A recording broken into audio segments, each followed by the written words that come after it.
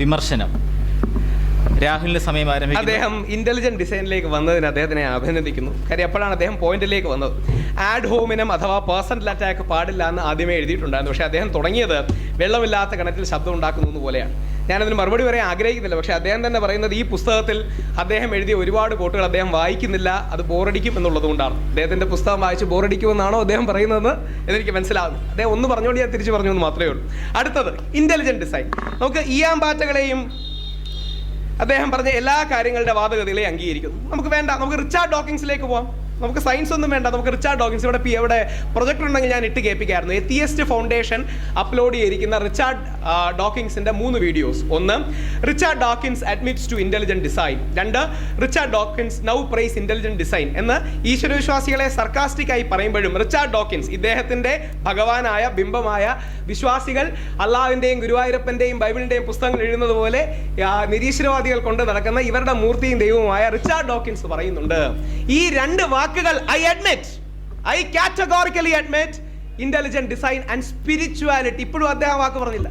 കാര്യം ആ വാക്ക് പറഞ്ഞാൽ അദ്ദേഹത്തിന് ഒരു കൺസേൺ ഒരു യുക്തിവാദി എന്ന രീതിയിൽ ന്യായമാണ്. കാര്യം ആ സ്പിരിച്വൽ എന്ന വാക്ക് എടുത്താൽ ഏതെങ്കിലും അദ്ദേഹത്തിന് ഇഷ്ടമില്ലാത്ത ഈശ്വരവിശ്വാസികൾ ആ വാക്ക് കൊണ്ടുപോയാലോ എന്നുള്ളതാണ്. പക്ഷേ റിച്ചാർഡ് ഡോക്കിൻസ് ഇന്റലക്ച്വൽ ഓണസ്റ്റിയും ഇന്റഗ്രിറ്റിയും അപ്ഹോൾഡ് ചെയ്തുകൊണ്ട് അദ്ദേഹത്തിൻ്റെ തന്നെ, നിങ്ങൾ യൂട്യൂബിൽ പോയി റിച്ചാർഡ് ഡോക്കിൻസ് ഇന്റലിജന്റ് ഡിസൈൻ അടിച്ചാൽ, ഇവിടെ PPT അല്ല, ഇവിടെ പ്രൊജക്ട് ഉണ്ടെങ്കിൽ ഇട്ട് കേൾപ്പിക്കാൻ എനിക്ക് മടിയില്ലായിരുന്നു. അതിൽ ആ ഇന്റലിജന്റ് ഡിസൈനെ റിച്ചാർഡ് ഡോക്കിൻസ് എന്ത് എഴുതി വെക്കുന്നു എന്നുള്ളതല്ല, എങ്ങനെ വേണമെങ്കിലും എഴുതാം. അതുകൊണ്ടാണ് ഐൻസ്റ്റീൻ്റെ ചെലവിൽ ഒരുപാട് കാലം ഒരുപാട് നിരീശ്വരവാദികൾ പോയത്.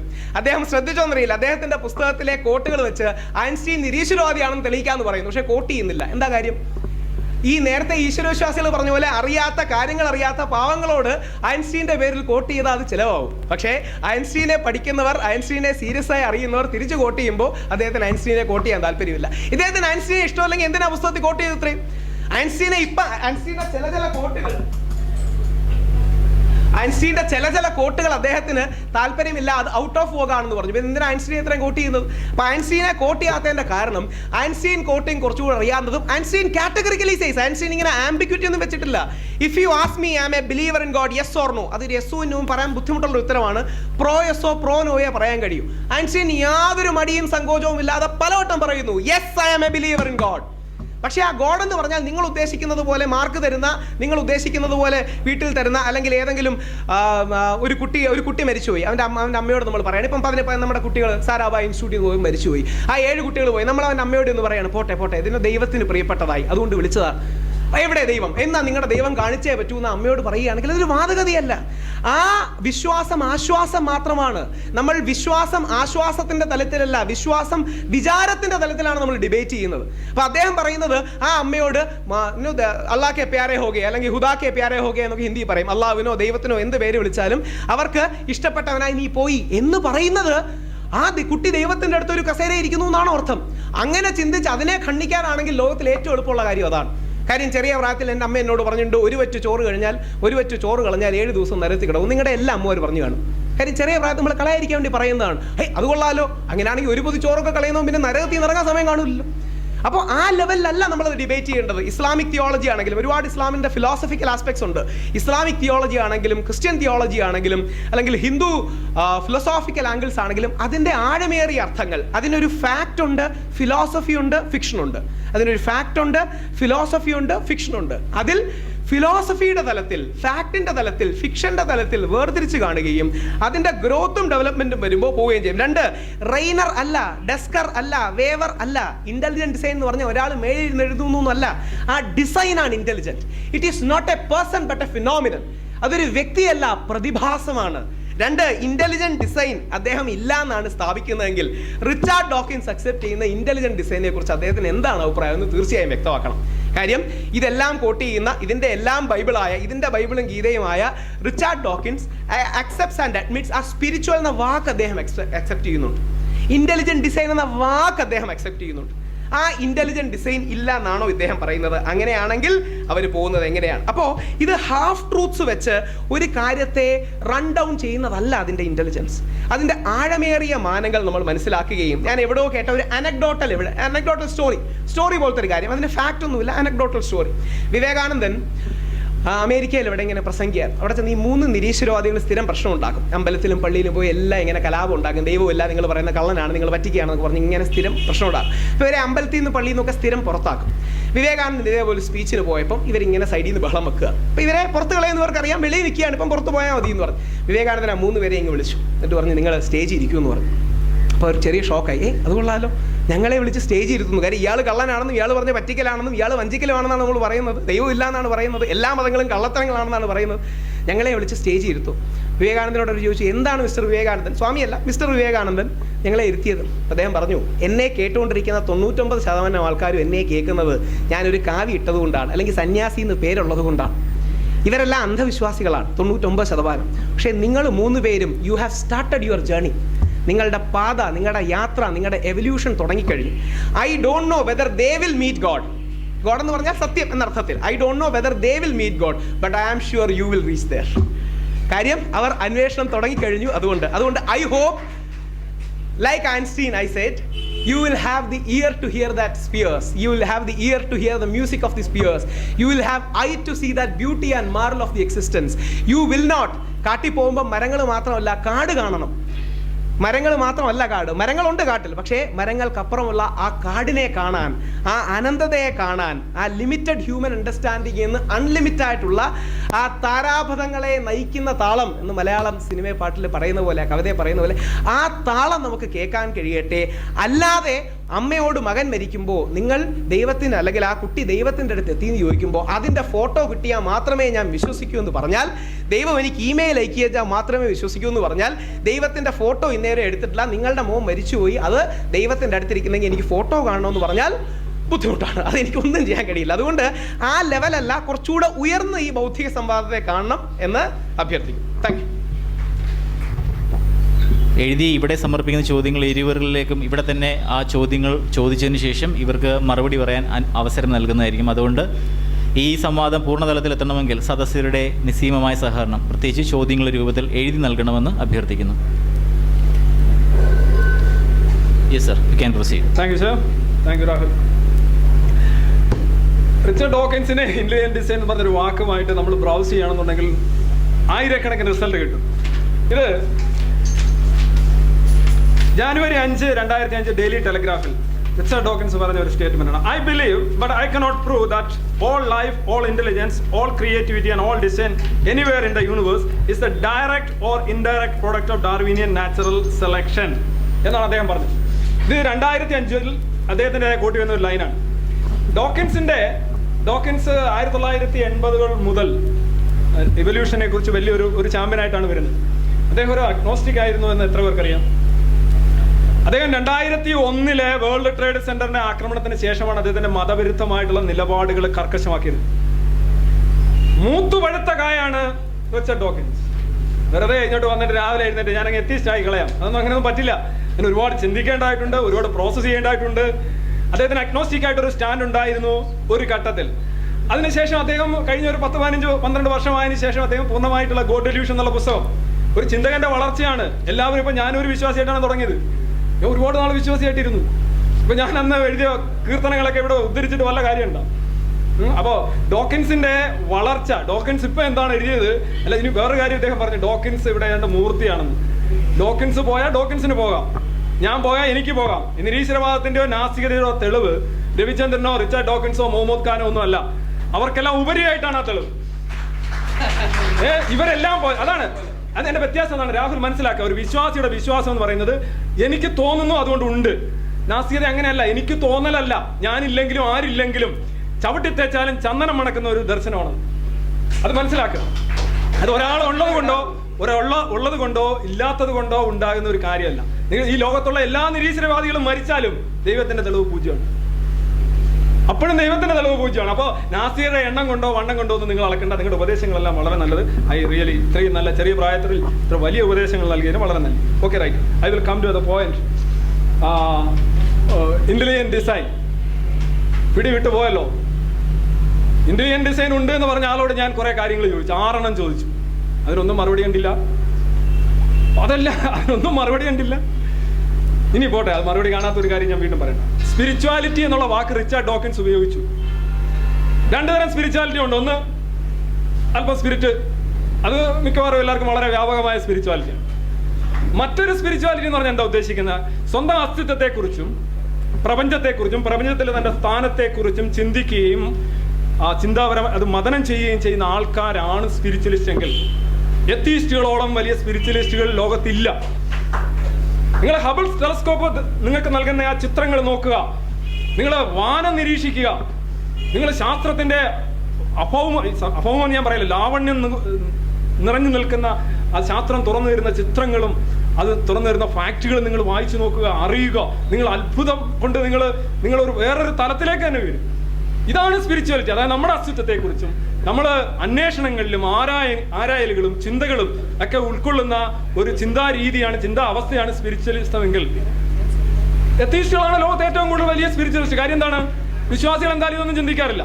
പ്രപഞ്ചം എങ്ങനെ ഉണ്ടായെന്നോ, പ്രപഞ്ചത്തിൽ എങ്ങനെയാണ് മുന്നോട്ട് പോകുന്നതെന്നോ, നെബുലകൾ എങ്ങനെയാണെന്നോ, ബ്ലാക്ക് ഹോൾ എങ്ങനെയാണെന്നോ, ബിഗ് ബാങ്, ഇതൊന്നും വിശ്വാസികളുടെ ചിന്തയുടെ ഭാഗമല്ല. അവർക്ക് ഇന്നത് കൊടുത്താൽ ഇന്നത് കിട്ടും, ഞാൻ ഇത്ര നിസ്കാരം നടത്തി കഴിഞ്ഞാൽ എനിക്ക് ഇന്നത് കിട്ടും. അതൊരു ക്രയവിക്രയ വാണിഭ ബുദ്ധിയാണ് മതത്തിന്റെ അടിസ്ഥാനം. അവിടെ പിന്നെ സ്പിരിച്വാലിറ്റി എന്ന് പറയുന്നതൊക്കെ വെറുതെ ഒരു പെയിന്റാണ്. നിങ്ങൾ അസ്തിത്വബോധവും പ്രപഞ്ചത്തെക്കുറിച്ചുള്ള അന്വേഷണമാണ് സ്പിരിച്വാലിറ്റി എന്ന് ഉദ്ദേശിക്കുന്നെങ്കിൽ ഇവിടെ ഒരു വാക്കും ആർക്കും സംവരണം ചെയ്തിട്ടില്ലല്ലോ. നിങ്ങൾ അതാണ് ഉദ്ദേശിക്കുന്നതെങ്കിൽ there is no problem with spirituality of atheists ആ വാക്ക്. ഇനി നിങ്ങൾ സ്പിരിച്വാലിറ്റി വേറെ എന്തെങ്കിലുമാണ് ഉദ്ദേശിക്കേണ്ടത്. ഉദാഹരണമായിട്ട് ഇപ്പോൾ ശിവഗിരിയിലെ സ്വാമിമാർ പരസ്പരം വിറകൊള്ളി വെച്ച് തലയടിച്ച് പൊട്ടിച്ച് കണ്ടെത്തുന്നതാണ് സ്പിരിച്വാലിറ്റി എങ്കിൽ എനിക്കതിനോട് എനിക്കതിനോട് യോജിപ്പില്ല. ഇനി ഇദ്ദേഹം പറഞ്ഞു വന്ന രീതിയിൽ ഒരു കാര്യം ഞാൻ പറയാൻ പറ്റും. നിങ്ങൾക്കൊരു നാസ്തികൻ, ഒരു വ്യാജ നാസ്തികനെ കണ്ടെത്താൻ കഴിയും. ഞാനൊരു നാസ്തികനാണെന്ന് പറഞ്ഞാൽ ആരും പറ്റിക്കാനും പറ്റില്ല. പക്ഷെ ഒരു വിശ്വാസിയാണ്, ഞാനൊരു വലിയ പുരോഹിതനാണ്, ഞാനൊരു ഇന്നാരാണെന്ന് പറഞ്ഞ ആളുകളെ പറ്റിക്കാം സാമൂഹ്യപരമായിട്ട്. ഒരിക്കലും ഒരു നാസ്തികനാണ് എന്ന് പറഞ്ഞാൽ അങ്ങനെ ഒരു സാധ്യതയില്ല. മാത്രമല്ല, നിങ്ങളൊരു നാസ്തികനാണെങ്കിൽ നിങ്ങൾ നാസ്തികത ശരിക്കും ആരിലേക്ക്, ഇപ്പോൾ വിശ്വാസം എന്ന് പറഞ്ഞാൽ പലപ്പോഴും ഒരു കുഴിയിലേക്ക് തള്ളിയിടൽ പോലെ, ഈ ജസ്റ്റ് പുഷ് ആൻഡ് അതിനകത്ത് വീണു പോവാൻ. നാസ്തികത എന്ന് പറഞ്ഞു കഴിഞ്ഞാൽ ഞങ്ങളെല്ലാം കുഴിയിലായിരുന്നു, ഞങ്ങൾ ആ കുഴിയിൽ നിന്ന് മെല്ലെ കരകയറുകയായിരുന്നു. ഒരുപാട് ഭീഷണികളും സമ്മർദ്ദങ്ങളും നേരിട്ടാണ് ഈ കുഴിയിൽ നിന്ന് മെല്ലെ കരകയറുന്നത്. അല്ലാതെ ഒരു നാസ്തികനായിട്ട് ആരും ഇമ്മീഡിയറ്റ് ആയിട്ട് ഒരു സമൂഹത്തിൽ, മതാധിഷ്ഠ സമൂഹത്തിൽ വരില്ല. അങ്ങനെയൊക്കെ ചിന്തിക്കുന്ന വളരെ സരളമായ ചിന്താ രീതിയാണ്. ഒന്നായി നോക്കൂ, താങ്കളെ ഇറാഷണൽ സ്പിരിച്വാലിറ്റിയും സ്പിരിച്വൽ ഇറാഷണാലിറ്റിയും ഒക്കെ ചില വേണ്ട വേദികളിൽ നിന്ന് വിളമ്പി നോക്കൂ. അപ്പോൾ അവർക്കറിയാം പിന്നെ ഇതേ കണക്കുള്ള മൈലേജ് കിട്ടില്ല. മതത്തോടൊപ്പം നിന്നാൽ, അവരെ പൊക്കി പറഞ്ഞാൽ കേരളത്തിൽ കാര്യം നടക്കും. എല്ലാം കേരളത്തിലാണെന്നില്ല. നിങ്ങൾ ഗോഡ്ലെസ് സൊസൈറ്റി എന്ന് പറയുന്ന ഒരു പുസ്തകമുണ്ട് സുക്കർമാൻ്റെ.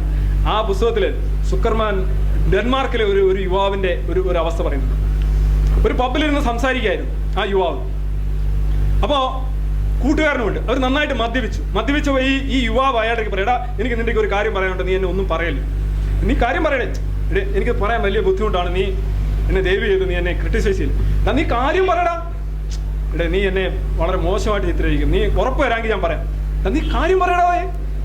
അവസാനം പറയാണ്, ഇടാ ഐ ആം റിലീജിയസ്. ഇത്ര മടുപ്പോടും ഇത്ര വൈക്ലഭ്യത്തോടും കൂടി ഒരു ഡെൻമാർക്കിലെ ഒരു പബ്ബിലിരുന്ന ഒരു യുവാവ് വേറൊരു യുവാവിനോട് പറയുകയാണ് I am religious. Social climate, social milieu, ഒരു സമൂഹം അനുവദിക്കുന്ന രീതിയിൽ മാത്രമേ നമുക്ക് മുന്നോട്ട് പോകാൻ കഴിയും. ഇവിടെ ഈ പറയുന്ന കാര്യങ്ങൾ നമ്മളിപ്പം ഈ ഒരു നാസ്തികൻ എന്ന് പറയുന്ന എല്ലാവർക്കും ബോധ്യപ്പെടുന്ന ഒരു സത്യം വിളിച്ചു പറയുന്നവനാണ്. നിങ്ങൾക്ക് വേണേൽ പറയാം മണ്ടനാണ്, കുറെ സാധ്യതകളും അവസരങ്ങളും ഇമേജുകളും ഒക്കെ പോകുമായിരിക്കും. പക്ഷെ ഇതൊക്കെ പറയാൻ ആരെങ്കിലും വേണ്ടേ രാഹുൽ? ഇവിടെ നാസ്തികതയുടെ ആയാലും ഇപ്പൊ ശബരിമലയുടെ കാര്യം അദ്ദേഹം ഒരുപാട് വട്ടം പറയും, ഞാനത് പറയണ്ടെന്ന് വെച്ചാൽ എന്തിനാ പറയുന്നത്? അദ്ദേഹം ഇസ്ലാമിന്റെ ഒറിജിൻ ഏത് നൂറ്റാണ്ടിലാണ് ബാബർ പോട്ടെ അതൊക്കെ വിടുക.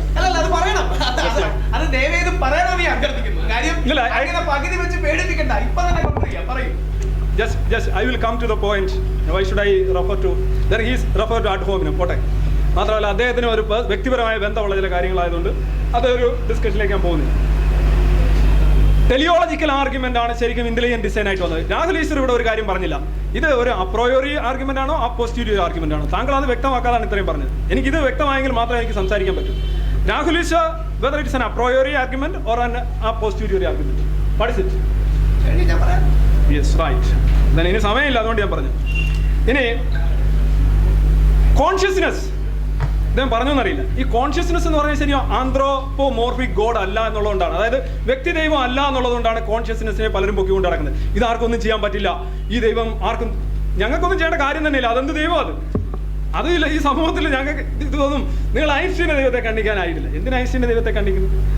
ഐൻസ്റ്റീൻ്റെ ദൈവം ഇതുമായിട്ടൊക്കെ എന്താണ് ബന്ധം? ഒരു ബന്ധമല്ല. It's none of our business actually. അങ്ങനെ ഒരു ദൈവം ഈ സമൂഹത്തിനോ അല്ലെങ്കിൽ ഈ മനുഷ്യരാശിക്കോ it doesn't make much difference. It's not actually debatable. നിങ്ങൾക്ക് എന്തിനു വേണേലും വിശ്വസിക്കാം. നിങ്ങൾക്ക് ഈ പ്രപഞ്ചത്തിന് ഉപരിയായിട്ട് 100 കണക്കിന് പ്രപഞ്ചങ്ങളുണ്ടെന്നും പുത്രികാ പ്രപഞ്ചങ്ങളുണ്ടെന്നും അവിടെയൊക്കെ മനുഷ്യരെക്കാൾ വലിയ ജീവികളുണ്ടെന്നും മനുഷ്യരുണ്ടെന്നൊക്കെ വിശ്വസിക്കാം. അതിനെന്തിനാണ് ഞങ്ങൾ എതിർക്കുന്നത്? ഇത്തരത്തിലുള്ള ഭൗതിക വ്യായാമങ്ങളല്ലല്ലോ പ്രശ്നം. നമ്മൾ യാഥാർത്ഥ്യത്തിലേക്ക് വരിക. മതമൊന്നും മതവിശ്വാസമൊന്നും മതം മുന്നോട്ട് വെക്കുന്ന ദൈവമൊന്നും ഉള്ളതാണ് പ്രശ്നം. That is the issue. അതല്ല നമ്മൾ ഇത്തരത്തിലുള്ള പെയിന്റഡ് ഗോഡ്സ് കൊണ്ട് കാര്യമില്ല. കോൺഷ്യസ്നെസ് ആന്ത്രോപോമോർഫിക് അല്ല എന്ന് പറയുന്നു. ഈ കോൺഷ്യസ്നെസ് എന്ന് പറയുന്നത് എന്താണ്? മൈൻഡ് അല്ലെങ്കിൽ മസ്തിഷ്കമാണ്. മസ്തിഷ്കം ആർക്കാ ഉള്ളത്? ജീവികൾക്കാണുള്ളത്. ജീവി എന്താണ്? ദ്രവ്യമാണ്. എന്തരം ജീവികൾക്കാണ് ഈ കോൺഷ്യസ്നെസ് ഉള്ളത്? മനുഷ്യനെ പോലെയുള്ളത്. അപ്പോൾ ഈ ഇന്റീരിയർ ഡിസൈൻ മുന്നോട്ട് വെക്കുന്ന അല്ലെങ്കിൽ കോൺഷ്യസ്നെസ്സോ അല്ലെങ്കിൽ സൂപ്പർ മൈൻഡോ അടിസ്ഥാനപരമായിട്ട് ഒരു പേഴ്സണൽ ഗോഡ് തന്നെയാണ്. കണ്ണും മൂക്കും ഒന്നും ഇല്ലാന്നേ. കണ്ണും മൂക്കും ഇല്ലാത്തത് കൊണ്ട് അത് പേഴ്സണൽ ഗോഡ് അല്ല എന്ന് പറഞ്ഞാൽ അംഗീകരിക്കില്ല. ഇതിനകത്ത് വളരെ വ്യക്തമായിട്ട് ഈ ദൈവത്തിന്റെ ഉടയാടകൾ നമുക്ക് കാണാൻ കഴിയും. ഇതൊരു മനുഷ്യന്റെ കണക്ക് ചിന്തിക്കുകയും അവന്റെ കണക്ക് സ്വപ്നം കാണുകയും അവന്റെ കണക്ക് ആഗ്രഹിക്കുകയൊക്കെ ചെയ്യുന്ന ഒരു വ്യക്തി തന്നെയാണ് ഈ പ്രപഞ്ചത്തിന്റെ കോൺഷ്യസ്നെസ് ആയിട്ട് അവതരിപ്പിക്കുന്നത്. Super mind. സൂപ്പർ മൈൻഡ് എന്ന് പറയുമ്പോൾ സൂപ്പർ മൈൻഡ് എന്ന് പറഞ്ഞാൽ ഇത് ശരിക്കും ഒരു വ്യക്തി ദൈവം തന്നെയാണ്. വ്യക്തി ദൈവത്തിന് ഉപരിയായി പോയി ദൈവത്തെ സാധൂകരിക്കാമെന്നുള്ള ആ ശ്രമം അല്ലെങ്കിൽ അത്തരത്തിലുള്ള ശ്രമം പോലും ഇവിടെ ഫലവത്താവില്ല എന്നാണ് ഇതിൽ നിന്നും വ്യക്തമാകുന്നത്. Thank you. ഒരു വരി ആഡ് ചെയ്യാൻ ആഗ്രഹിക്കുന്നു. ജൂൺ 28, 2012 എത്തീസ്റ്റ് ഫൗണ്ടേഷൻ അപ്ലോഡ് ചെയ്ത വീഡിയോയിലാണ് അദ്ദേഹം ഇന്റലിജന്റ് ഡിസൈനെ അംഗീകരിക്കുന്നത്. എനിക്ക് റിച്ചാർഡ് ഡോക്കിൻസിന്റെ വാക്കുകളോടാണ് യോജിക്കുന്നത്. റിച്ചാർഡ് ഡോക്കിൻസ് ജൂൺ 18, 2012 വേറെ ആരും അപ്ലോഡ് ചെയ്തതല്ല, എത്തീസ്റ്റ് ഫൗണ്ടേഷൻ അപ്ലോഡ് ചെയ്ത കാര്യങ്ങൾ. അതിന് മുമ്പുള്ള പേപ്പറിലെ കാര്യങ്ങൾ കോട്ട് ചെയ്തുകൊണ്ട് അദ്ദേഹത്തിന് മുമ്പ് തോന്നിയാന്ന് പറഞ്ഞാൽ മതിയോ? നിങ്ങൾ ഡിസൈഡ് ചെയ്യുക. ഔട്ട് ഓഫ് ടേൺ ആണ്. ഔട്ട് ഓഫ് ടേൺ ആയിട്ട് പറയുന്നത് എന്താണ് സ്റ്റേറ്റ്മെന്റ് എന്നും ഞാൻ എന്റെ ക്രോണോളജി എന്ന് അപ്ലോഡ് ചെയ്യാം. ഇപ്പൊ താങ്കളുടെ സ്പീച്ച് വേണമെങ്കിൽ 2020 ഒരു കാര്യം എനിക്ക് പറയാനുള്ളത്, മൈക്ക് ഇല്ലാതെ ഇരുവരും ഇവിടെ ഇരുന്ന് പറഞ്ഞാൽ പുറകിലിരിക്കുന്നവർക്കോ വീഡിയോയിൽ അത് കിട്ടുകയില്ല. ഇത് അവസാന ഇതിലേക്ക് ഞാൻ മാറ്റി വയ്ക്കണം. അതിന് മുന്നായിട്ട് സദസ്സിൽ നിന്ന് ഒരുപാട് ചോദ്യങ്ങൾ വന്നിട്ടുണ്ട്. ഈ ചോദ്യങ്ങളുടെ മറുപടി ഇവർ രണ്ടുപേർക്കും പേര് എഴുതിയിട്ടുള്ള ചോദ്യങ്ങളുണ്ട്. അവരുടെ പേര് ഇത് ആർക്കാണ് കൊടുക്കേണ്ടതെന്ന് വ്യക്തമാക്കാത്ത ചോദ്യങ്ങളുണ്ട്. എനിവേ ഈ ചോദ്യങ്ങളുടെ ഉത്തരം പറയുവാൻ വേണ്ടിയിട്ട് നമ്മളൊരു അരമണിക്കൂർ അതിൽ 15 മിനിറ്റ് വീതം ഇരു കൂട്ടരും കൊടുത്തിരിക്കുകയാണ്. ചോദ്യോത്തര റൗണ്ടിലേക്ക് പോകാം. രവീന്ദ്രൻ സാറിൻ്റെ ഒരു കാര്യത്തോട് എനിക്ക് പൂർണ്ണ യോജിപ്പാണ്. അതായത് അദ്ദേഹം പറയുന്നത് ഒരു കാര്യം വാലിഡ് അല്ല എന്ന് പറയാൻ പറ്റില്ല. കാരണം നമ്മുടെ സാധാരണ ജനങ്ങൾ എങ്ങനെ ഈ കാര്യങ്ങളെ പെർസീവ് ചെയ്യുന്നുള്ളതാണ്. അവർ ഐൻസ്റ്റീനെ പഠിച്ചിട്ടാണോ ഇതിലേക്ക് വരുന്നത്? ഒരിക്കലും അല്ല. പക്ഷേ അദ്ദേഹം തന്നെ ശബരിമലയുടെ റിയലിസ്റ്റിക് കാര്യം വരുമ്പോൾ അദ്ദേഹം സ്റ്റോപ്പ് ചെയ്തു. എനിക്കതിനോട് മറുപടി പറയാൻ സത്യമേ ഉള്ളൂ, സന്തോഷമേ ഉള്ളൂ. വാവരുസ്വാമിയെയും ആർത്തങ്കൽ ക്രിസ്ത്യൻ പള്ളിയിൽ അച്ഛനെയും ശബരിമല ഹിന്ദുവായ അയ്യപ്പനെയും ഒരേപോലെ കാണുന്ന ഒരു സംസ്കാരം നമുക്കുണ്ടെന്ന് പറയാൻ എനിക്ക് അഭിമാനവും തെളിവുകളും ഗവൺമെന്റ് റെക്കോർഡ്സും എല്ലാം എനിക്ക് ഒന്നേ ഉള്ളൂ. അതുകൊണ്ട് അത്തരം ചോദ്യങ്ങൾ വേണമെന്നുള്ളതിന് പെട്ടെന്ന് ഏറ്റവും കുറഞ്ഞ സമയത്തിൽ എനിക്ക് കൂടുതൽ ചോദ്യങ്ങൾ വരുന്നത് യാതൊരു രീതിയിലും എൻ്റെ അംഗീകാരമല്ല, അദ്ദേഹത്തിനോടുള്ള അംഗീകാരമാണ്. കാര്യം അദ്ദേഹത്തിനെ ഇവിടെ ഇരിക്കുന്നവർക്ക് കൂടുതൽ ഇഷ്ടം. അതുകൊണ്ട് 1-2 പെട്ടെന്ന് എനിക്ക് വരുന്ന ഉത്തരങ്ങൾ നിങ്ങൾ പറഞ്ഞു. അതായത് എക്സ്പ്ലെയിൻ താളം പ്രതിഭാസം, അതാണ് ഇൻ ഷോർട്ട് ഞാൻ വായിക്കുന്നത്. എക്സ്പ്ലെയിൻ താളം പ്രതിഭാസം. ആ താളം എന്ന് പറയുന്നത് നേരത്തെ പറഞ്ഞ പോലെ ആ കോസ്മിക് റിതം, ആ എല്ലാത്തിനുമുള്ള ഒരു ഓർഡർ. ഐൻസ്റ്റീൻ്റെ ഭാഷയിൽ പറഞ്ഞാൽ ലോഫുൾനെസ്, ഓർഡർ പ്രപഞ്ചത്തിലെ എല്ലാ കാര്യങ്ങൾക്കുമുണ്ട്. ആ ഓർഡറിനെ സിംഫണിയാണ് ദൈവമായി വിളിക്കുന്നതെന്നാണ് അതിൻ്റെ തിയറി ഞാൻ പറഞ്ഞത്. അടുത്ത നല്ലൊരു ചോദ്യമാണ്. ഒരു എനിക്കറിയില്ല, ജയരാസ് സർവശക്തനും സർവ്വവ്യാപിയും സർവജ്ഞാനിയുമായ ദൈവം ഇപ്പോൾ എവിടെ പോയി? അങ്ങേർക്കൊന്ന് പ്രത്യക്ഷപ്പെട്ട് ഈ വാക്കുതർക്കം അവസാനിപ്പിച്ചുകൂടെ? ദൈവത്താണെങ്കിൽ പ്രാർത്ഥിക്കുന്ന അവതരിക്കല്ലേ എന്നാണ്. ഈ വാക്കുതർക്കം നടക്കട്ടെ. അതിലൂടെ ഒരുപാട് കാര്യങ്ങൾ എനിക്ക് പഠിക്കാനും ഒരുപക്ഷെ നമുക്ക് പഠിക്കാനും സാറിനെ പോലെ ഇത്രയും പ്രായമുള്ള എക്സ്പീരിയൻസ് ഉള്ള ആളുകൾ കൂടുതൽ അറിയാനും പറ്റും. അതുകൊണ്ട് ദയവായിട്ട് ഈ വാക്കുതർക്കം അവസാനിപ്പിക്കല്ല. അത്തരം തർക്കം എന്ന് പറഞ്ഞാൽ നമ്മുടെ ഇന്നാണ് ഒരു മോശം അർത്ഥം ഉണ്ടാകുന്നത്. നമ്മുടെ തർക്കശാസ്ത്രം എന്ന് പറഞ്ഞാൽ നല്ല അർത്ഥമാണ്. ടു നോ എന്നൊക്കെയുള്ളൊരു രീതിയിലാണ്. അതുകൊണ്ട് ദൈവത്തെ ഓർത്ത് ദൈവം ഇത് അവസാനിപ്പിക്കരുതെന്നുള്ളതാണ് വരുന്നത്. അടുത്ത നല്ലൊരു ചോദ്യമാണ്. Abhijith, university college. പ്രപഞ്ചം നിറഞ്ഞു നിൽക്കുന്ന ദൈവത്തിന് തന്ത്രിമാരെ പോലുള്ള ഏജന്റിന്റെ ആവശ്യമുണ്ടോ? മിഡിൽ മാനെ ആവശ്യമുണ്ടോ? പ്രീസ്റ്റിനെ ആവശ്യമുണ്ടോ? യുഗങ്ങളായി എന്തുകൊണ്ട് മതങ്ങൾക്ക് തുടച്ചു മാറ്റാൻ കഴിയുന്നില്ല? വളരെ റെലവന്റും പ്രസക്തമായ ചോദ്യവുമാണ്. ഇവരാരും മിഡിൽ മാൻ അല്ല. ഇവരൊക്കെ ഓരോ കാലഘട്ടത്തിൽ ഓരോ ആശയങ്ങളുടെ പ്രതിഷ്ഠ എന്ന് പറയുമ്പോൾ ദൈവം വരും എന്നുള്ളതല്ല അർത്ഥം. ഓരോ ആശയങ്ങൾ ക്രോഡീകരിക്കാൻ, ഒരുമിപ്പിക്കാൻ ഉണ്ടായ അല്ലെങ്കിൽ അത് ഉണ്ടാകുന്നതിനെ പൂജിക്കുന്ന, അർപ്പിക്കുന്ന, ആരാധിക്കുന്ന ഈ ഉത്സവങ്ങൾക്ക് ഒരു സോഷ്യൽ ഡൈമെൻഷനും ഉണ്ട്. നമ്മൾ അത് കാണാതെ പോകുന്നതാണ് അതിൻ്റെ പ്രശ്നം. ഈ നമ്മുടെ ദേശീയ നേതാക്കൾ ആരും നേരത്തെ പറഞ്ഞ പോലെ, ഞാൻ കേട്ടോന്നറിയില്ല, ഗണപതിക്ക് സുഭാഷ് ചന്ദ്രബോസിന്റെ യൂണിഫോം ഇട്ട് കൊടുത്തോ സുഭാഷ് ചന്ദ്രബോസ് ദൈവമായതുകൊണ്ടോ ഗണപതി ഇന്ത്യൻ പട്ടാളത്തിൽ വരുമോ എന്നുള്ളത് കൊണ്ടല്ല. It is to convey a social meaning. നേരത്തെ പറഞ്ഞ വാവര് ദൈവമാണോ? അതായത് അയ്യപ്പന്റെ കാലം 1000 വർഷം മുമ്പ് മാത്രമാണ്. ശബരിമലയ്ക്ക് ആയിരക്കണക്കിന് വർഷം പഴക്കമുണ്ട്. അവിടെ ഇരിക്കുന്ന പ്രതിഷ്ഠ ധർമ്മശാസ്താവാണ്. ഈ അയ്യപ്പൻ എന്ന് പറയുന്ന മനുഷ്യനാണ്. നമ്മുടെ നാട്ടിലെ നിരീശ്വരവാദികളുടെ പ്രശ്നവും ഈശ്വരവിശ്വാസികളുടെ പ്രശ്നവും ഒന്നാണ്. ചരിത്രത്തിൽ നമുക്കുള്ള 1000 വർഷം മുമ്പ് ജനിച്ച് എല്ലാ ജാതികളെയും മതങ്ങളെയും ക്രോഡീകരിച്ച് ഒരു യുദ്ധം നടത്തിയ, മതസൗഹാർദ്ദത്തിൽ വിശ്വസിച്ച, യോഗയിലും ജ്ഞാനത്തിലും വിശ്വസിച്ച ആ ചരിത്രത്തെ നമ്മൾ മറന്നുപോയി എന്നുള്ളതാണ് നമ്മുടെ പ്രശ്നം. അതുകൊണ്ട് ഇവരൊന്നും ഏജൻസോ ദൈവം കൊണ്ടുതരുന്ന കാര്യങ്ങളോ അല്ല. അതൊരു ചെറിയ ലെവലിൽ നടക്കും. അതായത് അമ്മയോട് മോഹം മരിച്ചാൽ പോട്ടെ ദൈവം കൊണ്ടുപോയി എന്ന് പറയും. അതിനർത്ഥം ദൈവം കൊണ്ടുപോയി എന്നല്ല. എന്തൊരു ക്രൂരനായിരിക്കും ദൈവം. ആലോചിച്ച് നോക്കിയേ, രാവിലെ ബസ്സിൽ തന്നെ കയറ്റി വിടും, വൈകിട്ട് വീണ്ടും ബസ്സിൽ നിന്ന് തിരിച്ചെടുക്കും. അപ്പം അതല്ല ദൈവത്തിൻ്റെ ആ ലെവലല്ല പറയുന്നത്. If there is God where is his abode. അപ്പം ഇത് ദൈവം ഒരു വ്യക്തിയാണ്, ഒരു സാധനമാണ് എന്നുള്ള സങ്കല്പത്തിൽ നിന്നാണ് ഇത് വരുന്നത്. ദൈവം ഒരു സാധനമാണെങ്കിൽ അത് ഇവിടെ ഇരിക്കുന്നു. ദൈവം ഈ സ്പേസോ ടൈം പോലെയാണ്. സ്പേഷ്യോ ടൈം പോലെ സമയത്തിൽ, ഊർജ്ജത്തിൽ, എനർജിയിലൊക്കെ നിലനിൽക്കുന്ന. ഓഫ് കോഴ്സ് എല്ലാ ചോദ്യങ്ങൾക്കും ഉത്തരവുണ്ടോ? അബ്സല്യൂട്ട്ലി ഇല്ല. ദൈവം എങ്ങനെ ഉണ്ടായെന്ന് ചോദിച്ചാൽ എനിക്കില്ല. ദൈവം ഉണ്ടോ എന്ന് തന്നെ പറഞ്ഞ ചോദ്യമാണ്. ദൈവം എങ്ങനെ ഉണ്ടായെന്ന് ചോദിച്ചാൽ എനിക്ക് ഉത്തരം അറിയില്ല. ബിഗ് ബാങ്കിന് 10 മിനിറ്റും എന്ത് സംഭവിച്ചു എനിക്കറിയില്ല. കാര്യം ഒരുപാട് ഇതേപോലെ പ്രഹേളികകളുണ്ട്. പക്ഷേ നിരീശ്വരവാദികളുടെ റാഷണലിസ്റ്റുകളുടെയും സയൻറ്റിസ്റ്റുകളുടെയും ഒരു ഗുണം, അവർ ആ ചോദ്യങ്ങളോട് മോർ ഓഫൺ ദാൻ നോട്ട് ഒരു ഓപ്പൺ സമീപനം എടുക്കാറുണ്ട്. പക്ഷേ വിശ്വാസികൾ പലപ്പോഴും ചെയ്യാറില്ല. പക്ഷേ അദ്ദേഹം പറഞ്ഞ ചെറിയ പ്രശ്നം, ചരിത്രത്തിൽ എടുത്തു നോക്കിയാൽ എത്ര പേര് നിരീശ്വരവാദികളുണ്ടോ സയൻറ്റിസ്റ്റുകൾ, അത്രയും പേര് ഈശ്വരവിശ്വാസികളും ഉണ്ട്. അതുകൊണ്ട് നിരീശ്വരവാദികൾ മാത്രമാണ് കണ്ടുപിടിച്ചൊന്നുമില്ല. എത്ര സയൻറ്റിസ്റ്റുകൾ നിരീശ്വരവാദി ഉണ്ടോ അത്രയും സയൻറ്റിസ്റ്റുകൾ തന്നെ സ്പിരിച്വലിസ്റ്റുകളും ഈശ്വരവാദികളും ഉണ്ട്. അതുകൊണ്ട്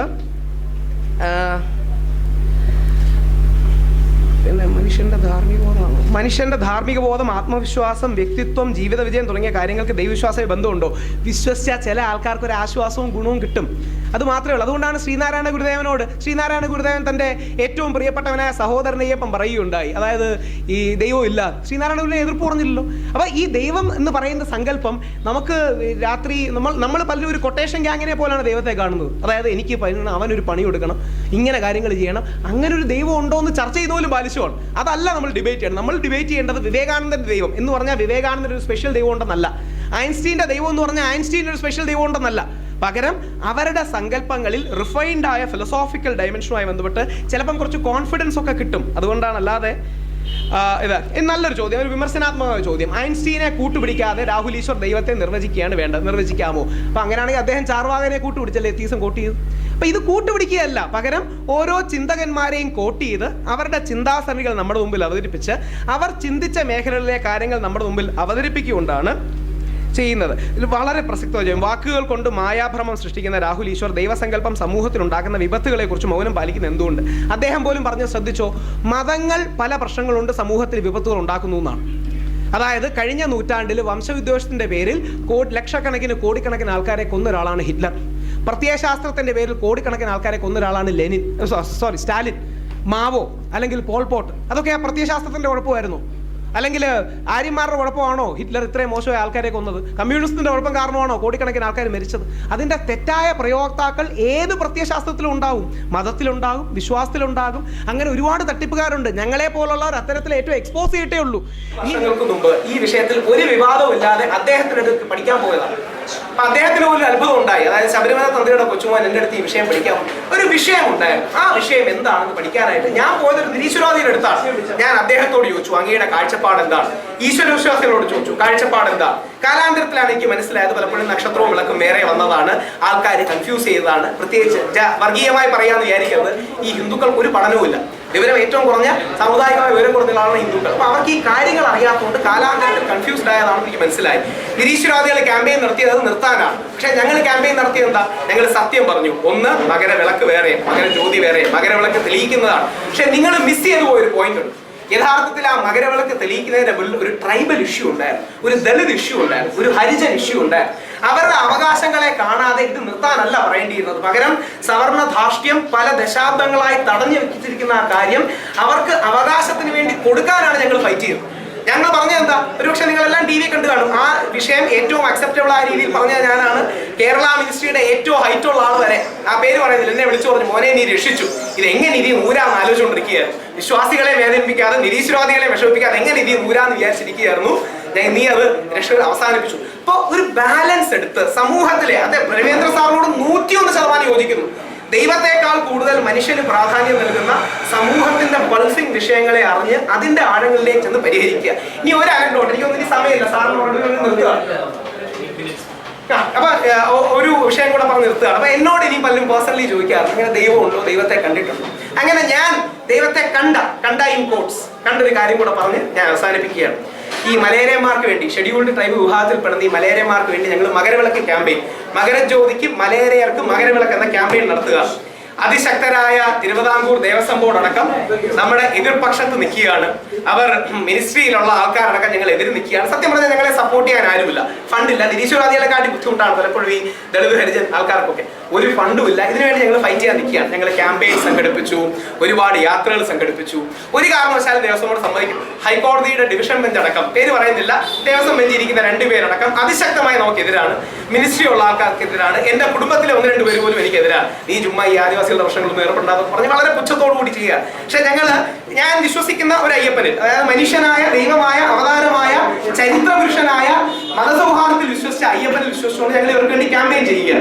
അങ്ങനെ കഴിഞ്ഞ വർഷം, കഴിഞ്ഞ മുമ്പത്തെ വർഷം ഓർമ്മയുണ്ടോ എന്നറിയില്ല, ജനുവരി 14-നാണോ 15-നാണോ മകരവിളക്കെന്ന് വലിയൊരു തർക്കം ഉണ്ടായി. ജനുവരി 14 എന്ത് സംഭവിച്ചാലും ഞങ്ങൾ കറക്റ്റ് ദിവസം ജനുവരി 14 ദേവസ്വം ബോർഡ് തെറ്റിച്ചു. മകരവിളക്ക് മലയേറിയർക്ക് കൊടുത്തില്ല, അത് തെറ്റിച്ചു. ഞങ്ങൾ എന്താണെങ്കിലും ജനുവരി 14 മകരവിളക്ക് കത്തിക്കും ഉറപ്പിച്ച് ഞങ്ങൾ പറഞ്ഞു. ഒരു വികാരത്തിന്റെ പുറത്ത് പറഞ്ഞു, എനിക്കെന്നറിയാം മണ്ടത്തരമാണ്.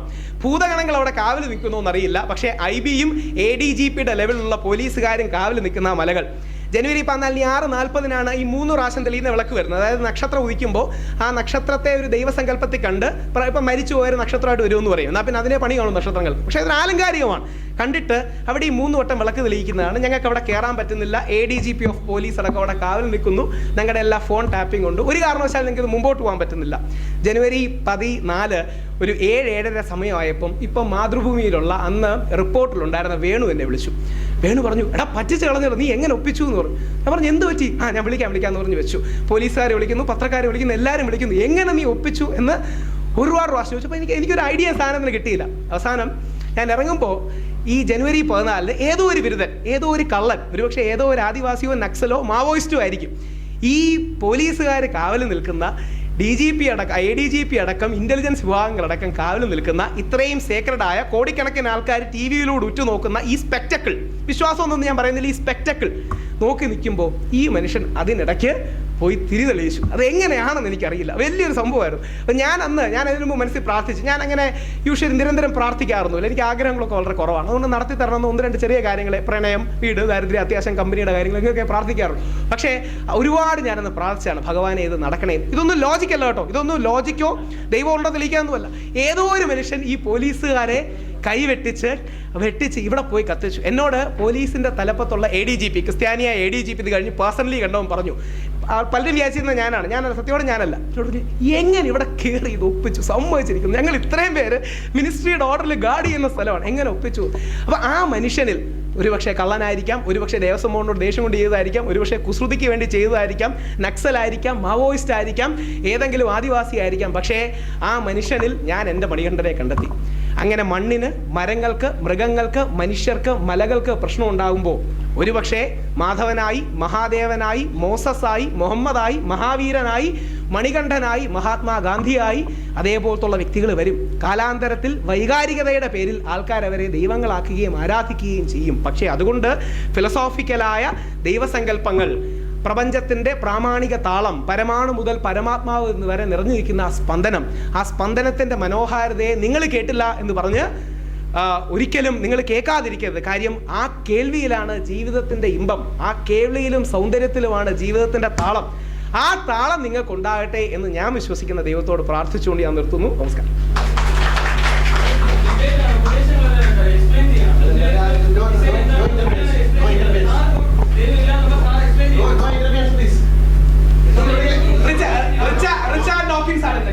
ഞാനൊന്ന് പറഞ്ഞോട്ടെ ഈ ഇരു കൂട്ടർക്കും ചോദ്യങ്ങൾ എന്ന് പറയുന്നതിന് കൊടുത്തിരിക്കുന്ന സമയം 15 മിനിറ്റ് എന്നുള്ളത് അപര്യാപ്തമാണെന്നാണ് എനിക്ക് തോന്നുന്നത്. കാരണം ഇനിയും ഏറെ ചോദ്യങ്ങൾ എൻ്റെ കയ്യിൽ ഇരിപ്പുണ്ട്. പിന്നെ എനിക്ക് പറയാനുള്ളത്, ഇരു കൂട്ടരുടെയും കയ്യിൽ തന്നിരിക്കുന്ന ചോദ്യങ്ങൾ അത് വായിച്ചിട്ട് അതിൻ്റെ മറുപടി പറയുന്നതാണ് ഉചിതം. നമ്മൾ അതിൽ നിന്നും വഴിതെറ്റി പോകുമ്പോഴത്തേക്കാണ് സദസ്സിൽ നിന്നും ഇത്തരത്തിലുള്ള അക്ഷമതയും മറ്റു കാര്യങ്ങളും ഉണ്ടാവുന്നത്. അപ്പോൾ ദയവ് ചെയ്ത് ഈ ചോദ്യങ്ങൾ ഞാൻ വായിച്ചിട്ടുണ്ട്, അതിനുശേഷമാണ് ഓരോരുത്തർക്കുമുള്ള ചോദ്യങ്ങൾ അങ്ങോട്ടും കൊടുത്ത് ഇനിയും ഒരു കൂട്ടം ചോദ്യങ്ങൾ എൻ്റെ കയ്യിൽ ഇരിപ്പുണ്ട്. ദയവ് ചെയ്ത് ആ ചോദ്യങ്ങൾ വായിച്ചിട്ട് അതിനുള്ള മറുപടി പറയുന്നതായിരിക്കും ഉചിതം. ഇല്ല, ചോദ്യങ്ങൾ ഇനിയും എൻ്റെ കയ്യിലിരിപ്പുണ്ട്. ചോദ്യങ്ങൾ ഇനിയും എൻ്റെ കയ്യിലിരിപ്പുണ്ട്. പ്ലീസ്, രവിചന്ദ്രൻ സാറിന്റെ ചോദ്യങ്ങൾക്ക് അദ്ദേഹം മറുപടി പറയുന്നത്, അത് കഴിഞ്ഞ് വീണ്ടും നമുക്ക് തുടരുന്നതായിരിക്കും. എനിക്ക് തന്ന പേപ്പറിനനുസരിച്ചാണ് മറുപടി പറഞ്ഞത്. ഇതെന്നെ ബാക്കി കാണും. Please please please please please അതെ അതെ, നമ്മൾ ഈ സമയം നമ്മൾ നീട്ടുന്നുണ്ട്. സദസ്യരുടെ വികാരം ഞാൻ മനസ്സിലാക്കുന്നു. ഇപ്പോൾ രവീന്ദ്രൻ സാറിന്റെ ചോദ്യങ്ങൾക്ക്,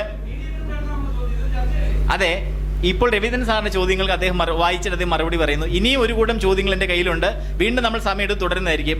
ദയവ് ചെയ്ത് സഹകരിക്കും പ്ലീസ്.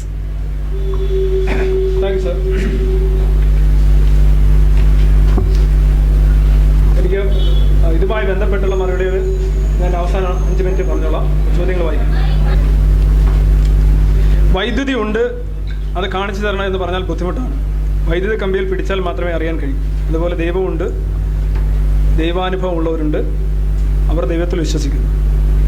ഇതാണ് ചോദ്യം. വേറെ ഒരു ചോദ്യമുണ്ട് ഇതുമായി ബന്ധപ്പെട്ട് തന്നെ, അതായത് അനുഭവം, അനക്ഡോട്ടൽ ഫാലസി എന്ന് പറയും. ഇവിടെ രസകരമായിട്ട് ഒരു കാര്യം, രാഹുലിന്റെ ഒരു കണ്ടൻഷനും മറുപടി പറയാൻ കഴിയും. അതായത് ഈ നാസ്തികരെന്ന് പറയുന്നത് കണ്ടെങ്കിലേ വിശ്വസിക്കൂ, കേട്ടെങ്കിലേ വിശ്വസിക്കൂ, കൊണ്ട് കൈ തന്നെങ്കിലേ വിശ്വസിക്കൂ എന്ന് പറയുന്ന കുറെ ആൾക്കാരാണ് എന്നുള്ള ഒരു നിറംകെട്ട മതഫലിതം അദ്ദേഹം ആവർത്തിക്കുന്നതായിട്ട്. എവിടെ പോയാണ് ഇത് അദ്ദേഹത്തിന് ഇവിടെ കിട്ടിയെന്ന് എനിക്കറിയില്ല. I am really positively amazed. നമ്മൾ ശാസ്ത്രത്തിന്റെ ഒരു വസ്തുനിഷ്ഠ യാഥാർത്ഥ്യം കണ്ടെത്താനായിട്ട് ഒരുപാട് കാര്യങ്ങളുണ്ട്. ഇപ്പോൾ ഒരു പഴയ രീതിയിൽ തന്നെ ഇപ്പോൾ പ്രത്യക്ഷം, പരോക്ഷം, ഉപമാനം, ശ്രുതി തരത്തിൽ ആകാശം കാണുന്ന ഏക ജീവി ഒരു പക്ഷേ ഐ തിങ്ക് മനുഷ്യനായിരിക്കാം. നമുക്കാണ് ആ ടോക്കൺ, ആ ബ്രെയിൻ ടോക്കൺ ഉള്ളത്. നമ്മുടെ ഭൂമി 1607 km/h ഭൂമി നമ്മളെ കൊണ്ട് ചുഴറ്റുന്നത്, സെൽഫ് അതിന്റെ സ്വന്തം അച്ചണ്ടിൽ അത് ഭ്രമണം ചെയ്യുന്നത്. സൂര്യൻ അതോടൊപ്പം തന്നെ സൂര്യന് ചുറ്റും ഒരു ദിവസം 1 ഡിഗ്രി എന്ന നിലയിൽ 360 ഡിഗ്രി സർക്കിളിൽ ഭൂമി സഞ്ചരിക്കുന്നുണ്ട്. പ്രദക്ഷിണം എന്ന് പറയും, ഭ്രമണം എന്ന് പറയും. സൂര്യൻ ഗലാക്റ്റിക് സെന്ററിന് ചുറ്റും ലക്ഷക്കണക്കിന് കിലോമീറ്റർ വേഗതയിൽ സഞ്ചരിക്കുമല്ലോ ഒരു മണിക്കൂറിൽ. ഈ ബഹുവിധ ചലനങ്ങളുടെ നടുക്ക് നിന്നുകൊണ്ട് നമ്മൾ ചലനരഹിതരാകുന്നതായിട്ടാണ് നമ്മുടെ അനുഭവം. നമുക്കറിയാം, നമുക്കൊരു കുലുക്കമില്ല. ഇതെല്ലാം നമ്മുടെ അനുഭവങ്ങളാണ്. പെൻ ആൻഡ് ടെല്ലർ എന്ന് പറയുന്ന ലോക പ്രസിദ്ധരായിട്ടുള്ള മജീഷ്യൻസിനെ നോക്കുക. അവരുടെ ഏറ്റവും പ്രധാനപ്പെട്ട ഒരു മാജിക് എന്ന് പറഞ്ഞു കഴിഞ്ഞാൽ പരസ്പരം വെടിവെക്കുകയാണ്. വെടിവെച്ചിട്ട് അവര് വെടിയുണ്ട വായി വെച്ച് പിടിച്ചിട്ട് തുപ്പി അങ്ങോട്ട് പരസ്പരം എറിഞ്ഞു. ഇത് ഒരു ഓഡിയൻസിന്റെ മുന്നിൽ നിന്നാണ് ഇത് കാണിക്കുന്നത്. ശരിക്കും നിങ്ങൾ കാണുന്നത് വെടിയുണ്ട പിടിക്കുന്നതും വെടിയുണ്ട തുപ്പി എടുത്ത് കളയുന്നതുമാണ് കാണുന്നത്. പക്ഷെ അങ്ങനെ സംഭവിക്കുന്നില്ല. 1917 ഫാത്തിമ എന്ന് പറയുന്ന പോർട്ടുഗീസ് നഗരത്തില് 70,000 കത്തോലിക്ക വിശ്വാസികൾ സൂര്യ സ്നാനം ചെയ്യുകയും അവർക്കെല്ലാം ഒരു അനുഭവം ഉണ്ടായി. സൂര്യബിംബം ഭൂമിയിലേക്ക് പൊട്ടി വീഴുന്നതായിട്ട്. അതിൽ ചിലര് സൂര്യബിംബത്തിൽ വിർജിൻ മേരിയെയും കാണുകയുണ്ടായി. നോക്കുക, 7 പേർക്കോ 70 പേർക്കോ, അവരാരും മണ്ടരല്ല, 7 പേർക്കോ 70 പേർക്കോ ഉണ്ടായ അനുഭവമല്ല, 70,000 പേർക്ക് ഒരേ സമയം ഉണ്ടായി ഈ അനുഭവം. പിറ്റേന്നുള്ള പോപ്പിന്റെ ഉടമസ്ഥതയിലുള്ള ഉൾപ്പെടെയുള്ള ഇറ്റലിയിലെ എല്ലാ ദിനപത്രങ്ങളിലും നിങ്ങൾ ഇന്റർനെറ്റിൽ 1917 ഫാത്തിമ എന്ന് അടിച്ചു നോക്കുക. FATIMA അനുഭവമാണ്. 70,000 people had the same experience. അവരുടെ കൺമുമ്പിൽ നടന്ന അനുഭവമാണ്. അനുഭവങ്ങളെ നമ്മൾ യാഥാർത്ഥ്യ ശാസ്ത്ര ദൃഷ്ടിയിൽ, യുക്തി ദൃഷ്ടിയിൽ യാഥാർത്ഥ്യവൽക്കരിക്കണമെങ്കിൽ അതിന് ഒബ്ജക്റ്റീവ് റാറ്റിഫിക്കേഷൻ ഉണ്ടാവണം. ഒബ്ജക്റ്റീവ് റാറ്റിഫിക്കേഷൻ, യുക്തിനിഷ്ഠമായിട്ടുള്ള സത്യാവനം ചെയ്യാൻ സാധിക്കണം. ഒരാൾക്കുണ്ടായി എന്ന് പറഞ്ഞു കഴിഞ്ഞാൽ ഉണ്ടായി എന്ന് പറയുമ്പോൾ ഒരാൾക്ക് ഇല്ല എന്ന് പറയുമ്പോൾ ഇല്ലാതായി. ദൈവവിശ്വാസികൾക്കെല്ലാം ദൈവമുണ്ട്, ദൈവത്തെ വിശ്വസിക്കാത്തവർക്കാർക്കും ദൈവമില്ല. അപ്പൊ അതൊരു മെന്റൽ കണ്ടീഷൻ അല്ലേ? It's very simple to understand. എനിക്കില്ല. അതേസമയം യാഥാർത്ഥ്യങ്ങൾ നോക്കുക. ഓക്സിജൻ, ഞാൻ പറയാം ഓക്സിജൻ ഇല്ല, ഓക്സിജൻ ഉണ്ടല്ലോ. ഇലക്ട്രോൺ ഉണ്ടല്ലോ, തെളിയിക്കാമല്ലോ. എനിക്കും ഉപരിയായിട്ടാണ് തെളിവ് വരും. നിങ്ങൾ പറയുന്നത് വൈദ്യുതിക്ക് ആരുടെയും തെളിവ് വേണ്ട. വൈദ്യുതി അല്ലാതെ തന്നെ ഇലക്ട്രോണിന്റെ ഫ്ലോ ആണ് വൈദ്യുതി. അത് വെച്ച് മാറ്റങ്ങൾ ഉണ്ടാക്കാൻ കഴിയും, അത് ഒബ്ജക്റ്റീവ് റാറ്റിഫൈ ചെയ്യാൻ കഴിയും, അത് ഫാൾസിഫൈ ചെയ്യാൻ കഴിയും. അസത്യവൽക്കരണക്ഷമത, ഒരു കാരണം തെറ്റാണോ അല്ലയോ തെളിയിക്കാൻ കഴിയുമെന്നതാണ് ഏറ്റവും വലിയ ഇമ്പോർട്ടന്റ്. നിങ്ങൾ വിർജിൻ മേരിയെ സ്വപ്നം കണ്ടു, ഞാൻ എങ്ങനെ തെറ്റാൻ തെളിയിക്കാം? വേറൊരാൾ പറയാം ഞാൻ ഡിങ്കനെ സ്വപ്നം കണ്ടു, എങ്ങനെ തെറ്റാൻ തെളിയിക്കും? വേറൊരാൾ പറയാം ഞാൻ കതിരവയെ നേരിൽ കണ്ടു, എങ്ങനെ തെറ്റാൻ തെളിയിക്കും? ഇതൊക്കെ മാനസികമായ വിഹുലതകളാണ്. മതവിശ്വാസത്തിൽ മാത്രമേ ഇത്തരത്തിലുള്ള മാനസികമായിട്ടുള്ള വിഹുലതകൾക്ക് പവിത്രതയുള്ളൂ. വേറെ എവിടെ ഇത് ചെയ്താലും നിങ്ങളെ ഒന്നിൽ കുതിരവട്ടത്തോ അല്ലെങ്കിൽ കൂടെ മറയോ കൊണ്ടുവയ്ക്കും. ഈ അനുഭവങ്ങൾ എന്ന് പറയുന്നത് വസ്തുനിഷ്ഠ യാഥാർത്ഥ്യത്തിനെ അവലോകനം ചെയ്യുന്നതിൽ ഒരു ടൂൾ മാത്രമാണ്. It's one of the tools, one of the many tools. അല്ലാതെ കണ്ടില്ല ദൈവത്തെ കാണാൻ അങ്ങനെ അവർ പറയുന്നില്ല. ദൈവത്തെ കാണിച്ചതാ എന്ന് പറയുന്ന നിരീശ്വരവാദികൾ ഉണ്ട് എന്നുള്ള ചപല ചിന്തയിൽ സ്വന്തം വാദങ്ങളുമായി നടക്കുന്നത് ശരിയാണ്. അങ്ങനെയൊന്നും അത്രയൊന്നും മോശമാകാൻ ആർക്കും സാധിക്കില്ല. കാണുന്നതും കേൾക്കുന്നതും അറിയുന്നതും ഒക്കെ ഉപരിയായിട്ട് ഇതിനെല്ലാം നിരീക്ഷണ പരീക്ഷണ മാർഗങ്ങളുണ്ട്. പാർട്ടിസിപ്പാലിറ്റി, റാറ്റിബിലിറ്റി, യൂണിവേഴ്സാലിറ്റി, ഒബ്ജക്റ്റീവായിട്ടുള്ള കാര്യങ്ങളാണ് അതിനകത്ത് വരുന്നത്. അപ്പോൾ വൈദ്യുതി ഉണ്ടെന്ന് പറയുന്നത് നിങ്ങൾക്ക് അനുഭവം ഉണ്ടായിട്ടല്ല. അവിശ്വാസി എന്ന് പിടിച്ചാലും വൈദ്യുതി ഉണ്ട്, വിശ്വാസി എന്ന് പിടിച്ചാലും വൈദ്യുതി ഉണ്ട്. അതിന് ആരുടെയും അനുഭവങ്ങളുടെ ഇത് വേണ്ട. അനക്ഡോട്ട് ഫാലസി എന്ന് പറയുന്നത് എന്തിനാ കാണിച്ചു തരുന്നേ? കാണിച്ചു തരേണ്ട കാര്യമില്ല. We don't want it. നമ്മുടെ കാഴ്ച ശരിയല്ല. കാഴ്ച ഉദാഹരണം സൂര്യൻ ഉദിക്കുന്നു എന്ന് പറയുന്നത് തെറ്റല്ലേ? അതെ, അതിനെന്താ ഞാൻ പറഞ്ഞു കഴിഞ്ഞു. കാഴ്ച വ്യക്തിപരമായ ചോദ്യങ്ങൾ ചോദിക്കാതിരിക്കുക. കാര്യം സമയം വളരെ കുറവുണ്ട്. പകലും രാത്രിയിലും നോക്കണം. പകല് തന്നെ നോക്കണം നിർബന്ധം ഉണ്ടെങ്കിൽ കിണറ്റിൽ ഇറങ്ങി നോക്കിയാൽ കാണാൻ പറ്റും. അടുത്ത question. Next question please. Yes, next one. പകല് തന്നെ നോക്കാനാണ് പറഞ്ഞത്. പകല് തന്നെ നിങ്ങൾക്ക് പകലാകുമ്പോ അമേരിക്കയിൽ രാത്രിയല്ലേ, നിങ്ങൾക്ക് അങ്ങനെ നോക്കാം, കുഴപ്പമില്ല. Sir point by point please. Questions 6:48 സമയമുള്ളൂ. ജ്യോതിഷികൾ പറയുന്ന പല കാര്യങ്ങളും ജ്യോതിഷത്തിനകത്ത് എടുത്തിരണോ? എന്റെ ഏറ്റവും ഫേവറേറ്റ് ഏരിയയാണ്. ഞാനിപ്പോൾ അതിനെക്കുറിച്ച് എഴുതിക്കൊണ്ടിരിക്കുകയാണ്. വേണോ? ജ്യോതിഷികൾ പറയുന്ന പല കാര്യങ്ങളും, ജാതകത്തിൽ പറയുന്ന പല കാര്യങ്ങളും ജീവിതത്തിൽ സംഭവിക്കുന്നുണ്ടല്ലോ. ഇതിന്റെ അടിസ്ഥാനം എന്ത്? ഈ ജ്യോതിഷികൾ ഒരു പ്രവചനം നടത്തിയതായിട്ട് ഞാൻ കണ്ടിട്ടില്ല. ജ്യോതിഷികളുടെ പ്രവചനങ്ങളെല്ലാം തന്നെ വളരെ വേഗമായിട്ടുള്ള ജനറൽ സ്റ്റേറ്റ്മെന്റ്സ് ആണ്. ഇപ്പൊ ഇന്ന് രാഹുൽ ഈശ്വർ ഇവിടെ ഈ പരിപാടി കഴിഞ്ഞ് തിരിച്ചു പോയി അദ്ദേഹത്തിന്റെ വീട്ടിൽ ചെല്ലുമ്പോൾ അദ്ദേഹത്തിന്റെ അമ്മായിയപ്പൻ അദ്ദേഹത്തിന് 1000 രൂപയുടെ ഒരു പൊതി ഒരു ബോക്സിനിട്ട് കൊടുക്കും എന്നൊരു പ്രവചനം നമുക്ക് പ്രതീക്ഷിക്കാമോ? മറിച്ച് രാഹുൽ ഈശ്വറിന് ഇന്ന് വൈകിട്ട് അല്പം ധനലാഭം ഉണ്ടാകും. ഇന്ന് വൈകിട്ടെന്ന് പോലും പറയത്തില്ല, ഈ മാസം ഒരു ധനലാഭം ഉണ്ടാകും. ഇത്തരത്തിലുള്ള വേഗമായിട്ടുള്ള വളരെ ജനറൽ സ്റ്റേറ്റ്മെന്റ്സ് ആണ് പൊതുവിൽ ജ്യോതിഷം നടത്തുക. ഇത് ഒരു 10 എണ്ണം നമുക്കൊരാളെ കുറിച്ച് പറയാം. രാഹുൽ തന്നെ എൻ്റെ കൂടെ ഒരു ചർച്ചയിൽ പങ്കെടുത്തപ്പോൾ കുറെ ജ്യോതിഷ പ്രവചനങ്ങളെ കുറിച്ച് പറഞ്ഞാൽ അദ്ദേഹത്തിന് ഓർമ്മ ഉണ്ടാവും. ഇതിങ്ങനെ പൊതുവായിട്ട് മനുഷ്യർക്ക് വരുന്ന ഒരുപാട് കാര്യങ്ങൾ. നിങ്ങൾ ഏകാന്തത കൊണ്ട് പലപ്പോഴും ആൾക്കൂട്ടത്തിനിടയിൽ തനിയെ ആണെന്ന് തോന്നാറില്ലേ? ഒരു പ്രണയം നിങ്ങൾക്ക് നഷ്ടപ്പെട്ടു. അതാണ് നിങ്ങളോട് തന്നെ പറഞ്ഞത്. നിങ്ങൾ പറഞ്ഞ ഉദാഹരണം എന്ന് പറഞ്ഞ് നിങ്ങളോട് തന്നെ നിങ്ങളുടെ മുന്നിൽ വെച്ചല്ലേ പറഞ്ഞത്. എനിക്ക് വേറെ പറയാനില്ല എന്നല്ല. അല്ല, ഞാൻ പറഞ്ഞ ഈ കാര്യങ്ങൾ മനസ്സിലാക്കാൻ വേണ്ടി പറഞ്ഞ. അപ്പൊ അദ്ദേഹം പറഞ്ഞ കാര്യം ഞാൻ പറഞ്ഞു. ഞാൻ എന്റെ എന്ന് പറഞ്ഞാണോ പറഞ്ഞല്ലോ? അദ്ദേഹം പറഞ്ഞു എന്ന് പറഞ്ഞല്ലേ പറഞ്ഞു. അതൊരു തെറ്റാണോ? ഇല്ലല്ലോ. അല്ല, അങ്ങനെ കുറെ ഉണ്ട്. അപ്പോ ഇങ്ങനെയാണ് സ്റ്റേറ്റ്മെന്റുകൾ വരുന്നത്. ഇപ്പൊ ഒരു കുട്ടി ജനിക്കുമ്പോ എന്താ ചെയ്യാ? ചന്ദ്രനും നക്ഷത്രങ്ങളും താരങ്ങളും എല്ലാം വന്നിട്ട് ഓരോരോ പൊസിഷൻ. ചന്ദ്രൻ പോയി 8 നിൽക്കുന്നു, വ്യാഴം പോയി 6 നിൽക്കുന്നു, സൂര്യൻ മാറി 3 വരുന്നു. ഇങ്ങനെ മാറി ഇവരെല്ലാം വന്ന് ഓരോരോ പൊസിഷനിൽ വന്ന് നിൽക്കുകയാണ്. എന്തിനാണ്? They are telling your story and taking their places and telling your story.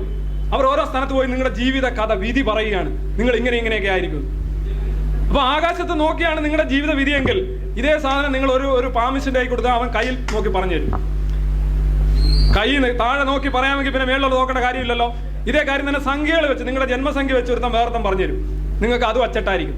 വെറ്റില ജ്യോതിഷമുണ്ട്. വെറ്റില കൊണ്ടുപോയി കഴിഞ്ഞാൽ മതി, നിങ്ങളുടെ മുഴുവൻ കാര്യങ്ങളും പറയും. നിങ്ങൾ മിക്കവാറും കാണുന്ന എല്ലാം അച്ചട്ടായിരിക്കും. നിങ്ങൾക്ക് ഇങ്ങനെ പല പല ജ്യോതിഷങ്ങൾ. ആഫ്രിക്കൻ ട്രൈബൽ കൾച്ചറിൽ 100 കണക്കിന് പ്രവചന വിദ്യകളുണ്ട്. ഇതിനകത്തെല്ലാം തന്നെ ഇതേ കണക്ക് പൊതുവായി മനുഷ്യന് സംഭവിക്കാനിടയുള്ള കാര്യങ്ങളാണ് പറയുന്നത്.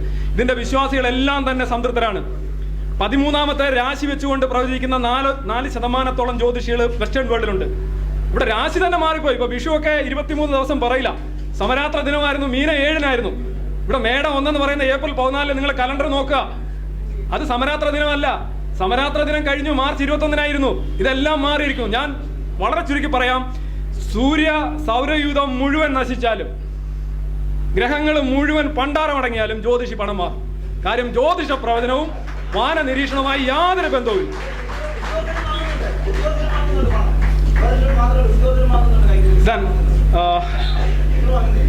പുനർജന്മത്തിൽ വിശ്വസിക്കുന്നുണ്ടോ? വലിയ ചോദ്യമാണ്. പുനർജന്മത്തിൽ ഞാനൊരു കാര്യം പറയാം. ആദ്യം നമ്മൾ ഗുഹാമനുഷ്യരായിരുന്നു. ഗുഹാമനുഷ്യരിൽ ഒരു ഗുഹാമനുഷ്യൻ മരിച്ചു കഴിഞ്ഞാൽ അയാൾ എന്തായിട്ട് ജനിക്കും? വീണ്ടും ഗുഹാമനുഷ്യനായിട്ട് ജനിക്കുമോ, അതോ കച്ചവടക്കാരനായിട്ട് ജനിക്കും, അതോ സെയിൽ എക്സിക്യൂട്ടീവായിട്ട് ജനിക്കും? ഇല്ല. ഈ നമ്മുടെ സാമൂഹ്യ ജീവിതമൊക്കെ വന്നപ്പോഴാണ് നമുക്ക് വിഭിന്നവൽക്കരണം ഉണ്ടായത്, പല പല ജോലികളും കാര്യങ്ങളും ഒക്കെ.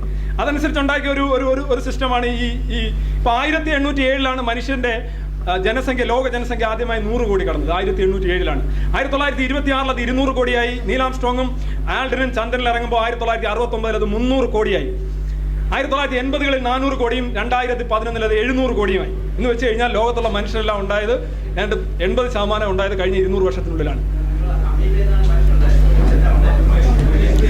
ഇന്ററപ്ഷൻ. ആ ചോദ്യത്തിന്റെ ഉത്തരമാണ് സാറ് പറയുന്നത്. ആ ചോദ്യത്തിന്റെ ഉത്തരം നിങ്ങൾക്ക് ചോദ്യങ്ങളുണ്ട്, എഴുതി തരാം.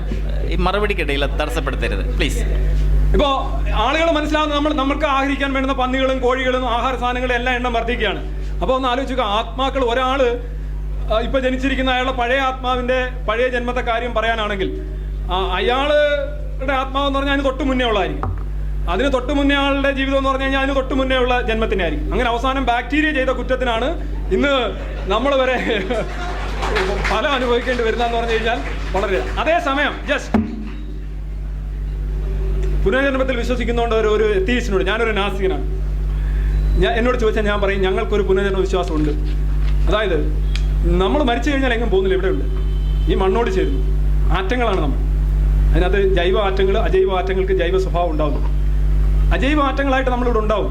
അത് ചിലപ്പോൾ ഒരു ചെടി അതിൻ്റെ വളമായിട്ട് വലിച്ചെടുക്കുന്നു, ഒരു തണ്ട്, ഒരു ഇല, ഒരു പൂവ്, ഒരു കായ്. ഞങ്ങൾ വീണ്ടും ഈ പ്രപഞ്ചത്തിലേക്ക്, പ്രകൃതിയിലേക്ക് തിരിച്ചു വരികയാണ്. അതൊരു പുനർജന്മമായിട്ട് നിങ്ങൾ കാണുന്നെങ്കിൽ ഞങ്ങൾ അത്തരം ഒരു പുനർജന്മത്തെ പ്രോത്സാഹിപ്പിക്കും. ഒരു ചോദ്യം സാറിനോട് ഒരു ഡൗട്ട്.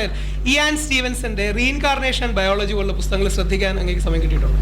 എനിക്കറിയാൻ വേണ്ടി. ഇയാൻ സ്റ്റീവൻസൺ ഇല്ല, ഞാൻ വായിച്ചിട്ടില്ല.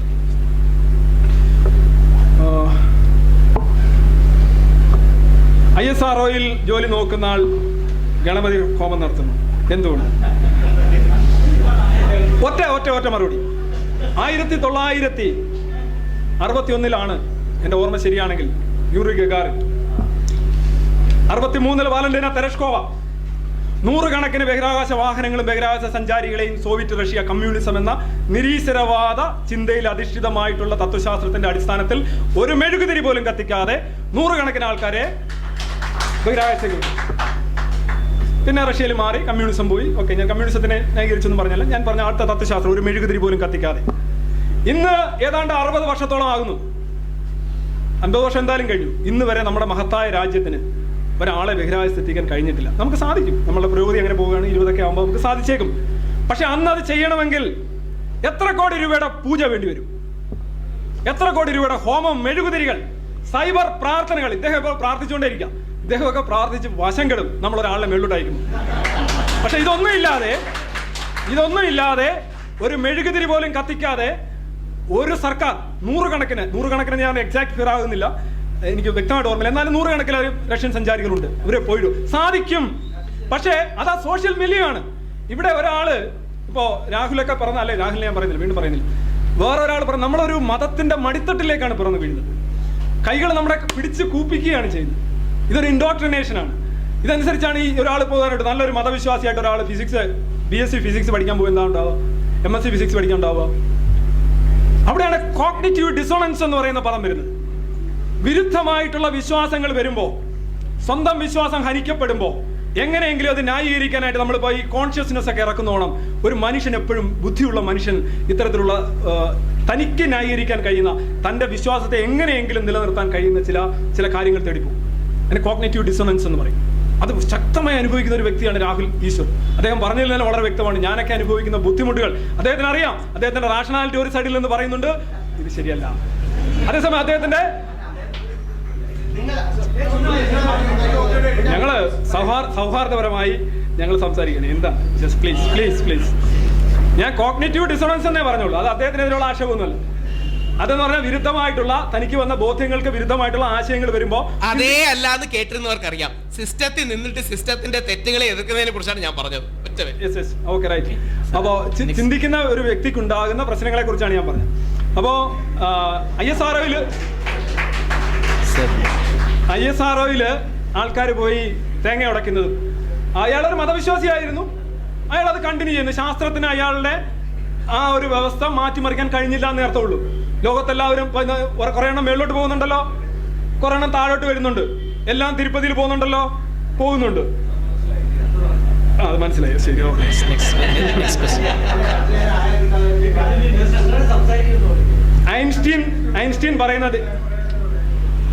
ഐൻസ്റ്റീൻ പറയുന്ന ദൈവം ഉണ്ടെങ്കിൽ general theory of relativity, special theory of relativity propose ചെയ്ത് അദ്ദേഹത്തിന് പെർഫെക്റ്റ് തിയറി ഡെവലപ്പ് ചെയ്യാൻ സാധിക്കാതെ പോയത് എന്തുകൊണ്ട്? ഇത് എന്നോടുള്ള ചോദ്യമാകാൻ വഴിയില്ല. ഐൻസ്റ്റീൻ പറയുന്ന ദൈവം ഉണ്ട് എന്ന് ഞാൻ വാദിക്കുന്നില്ല.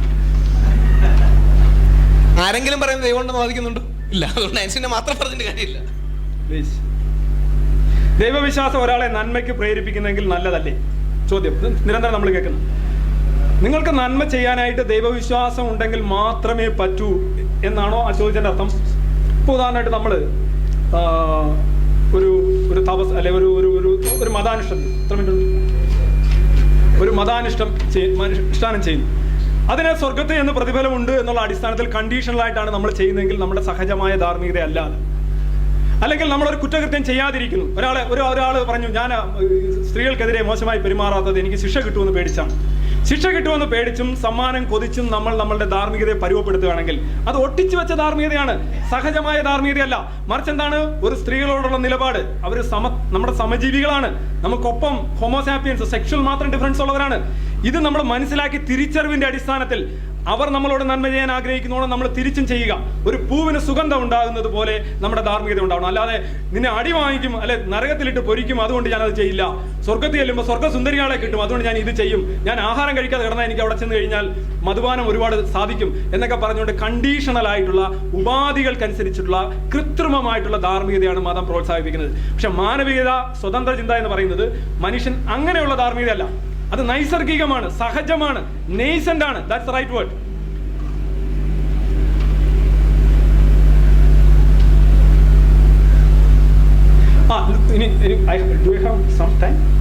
എല്ലാം തനിയെ ഉണ്ടായതാണ് എന്ന് പറയാൻ എന്ത് തെളിവാണ് ഉണ്ടായത് എന്നാണ് ചോദ്യം. ഞാൻ ഇത് ആദ്യം ഈ ചോദ്യം എന്നോട് ചോദിച്ചത് എനിക്ക് എളുപ്പമായിരുന്നു. തനിയെ ഉണ്ടാകാത്ത ഒരു കാര്യം എന്ന് പറയാമോ? തനിയെ ഉണ്ടാകാത്ത ഒരു പ്രപഞ്ച വസ്തു, പ്രതിഭാസം, ഒരു ഇവന്റ് ഇവിടെ ഇരിക്കുന്ന ആർക്കെങ്കിലും പറയാമോ? I challenge you.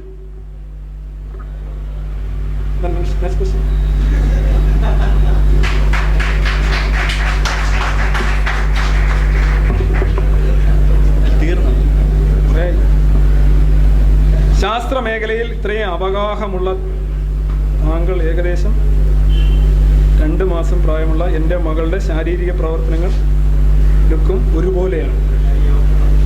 2 വയസ്സുള്ള ഒരു പെൺകുട്ടിയുടെ ശാരീരിക പ്രവർത്തനവും എൻ്റെ ശാരീരിക പ്രവർത്തനവും അടിസ്ഥാനപരമായി ഒന്ന് തന്നെയാണ്, സെൽ മൾട്ടിപ്ലിക്കേഷൻ. പക്ഷേ അതിൽ ക്വാണ്ടിറ്റേറ്റീവ് ആയിട്ടുള്ള വ്യത്യാസമുണ്ട്. ക്വാളിറ്റേറ്റീവ് ആയിട്ടുള്ള വ്യത്യാസം പലപ്പോഴും, ക്വാണ്ടിറ്റേറ്റീവ് എന്ന് പറഞ്ഞാൽ അളവിൽ വ്യത്യാസമുണ്ടാവും. പിന്നെ അതുപോലെ തന്നെ ഹോർമോണുകളുടെ പ്രവർത്തനങ്ങളൊക്കെ വ്യത്യാസമുണ്ടാവും. അത് ഗ്രോത്താണ്.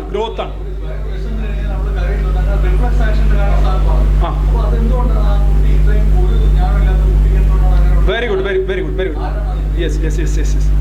ഒരു പശു പ്രസവിച്ചിട്ട് കഴിഞ്ഞാൽ പശുക്കുട്ടി തൊട്ടടുത്തൊരു സിംഹം ഇരിക്കുകയാണ്. സിംഹത്തിന്റെ ചൂര് കിട്ടിക്കഴിഞ്ഞാൽ പശുക്കുട്ടിയുടെ കണ്ണൊക്കെ ഇങ്ങനെ, ചെവിയൊക്കെ ഇങ്ങനെ വന്നാൽ പെട്ടെന്ന് ഓടിപ്പോകും. അത് ഒരു യൂണിവേഴ്സിറ്റിയിലും പഠിച്ചിട്ടല്ലല്ലോ. അല്ല, കേക്ക് ഇന്റലിജന്റ് ഡിസൈൻ അല്ല. നമ്മളുടെ ബ്രെയിൻ എന്ന് പറയുന്നത് കെട്ടിയിറക്കിയ ഒരു സാധനമല്ല. നമ്മളുടെ ബ്രെയിൻ എന്ന് പറഞ്ഞാൽ ശരിക്കും റെപ്റ്റൈൽ ബ്രെയിനാണ്. അതിന്റെ സ്റ്റെമ്മിൽ വന്നിട്ടുള്ള മോഡ്യൂൾസ് എല്ലാം ഡെവലപ്പ് ചെയ്യാണ്. ഇതെന്ന് പറഞ്ഞാൽ ഒരു വിവര സാങ്കേതിക വിദ്യകൾ പലതും, അതായത് നമ്മളുടെ പരിസ്ഥിതിയിൽ അതിജീവിക്കാനായിട്ടുള്ള ഒരുപാട് കാര്യങ്ങൾ അടങ്ങിയിട്ടുള്ള ഒരു ജീൻ മെമ്മറിയാണ് സാധനം നമ്മുടെ ബ്രെയിൻ എന്ന് പറയുന്നത്. ഇതിൽ പല അതിജീവനങ്ങളുണ്ട്. ഉദാഹരണമായിട്ട് റിഫ്ലക്സ് ആക്ഷൻ മുഴുവൻ സ്റ്റോർ ചെയ്തിരിക്കുകയാണ്, ഹൃദയത്തിന്റെ ആക്ഷൻ മുഴുവൻ സ്റ്റോർ ചെയ്തിരിക്കുകയാണ്. അത് നമ്മൾ തീരുമാനം എടുക്കേണ്ടതാ അല്ലാതെ ഒരുപാട് കാര്യങ്ങൾ നമ്മൾ കൈ പിൻവലിക്കുന്നു. ഇതൊക്കെ കോശങ്ങൾ നമ്മൾ ഡേറ്റ കളക്ട് ചെയ്യുകയാണ്. നമ്മൾ ഡേറ്റ കളക്ട് ചെയ്യുന്ന പരിസ്ഥിതിയുമായി ബന്ധപ്പെടുന്ന ജീവനുള്ള നാഡികൾ. നിങ്ങൾ എങ്ങനെയാണ് എന്നെ ഓർക്കുന്നത്? കഴിഞ്ഞ പ്രാവശ്യം കണ്ട അത് സ്വീകരിച്ച് വെച്ചിട്ട് ഈ പ്രാവശ്യം റിവൈവ് ചെയ്യുകയാണ് ചെയ്യുന്നത്.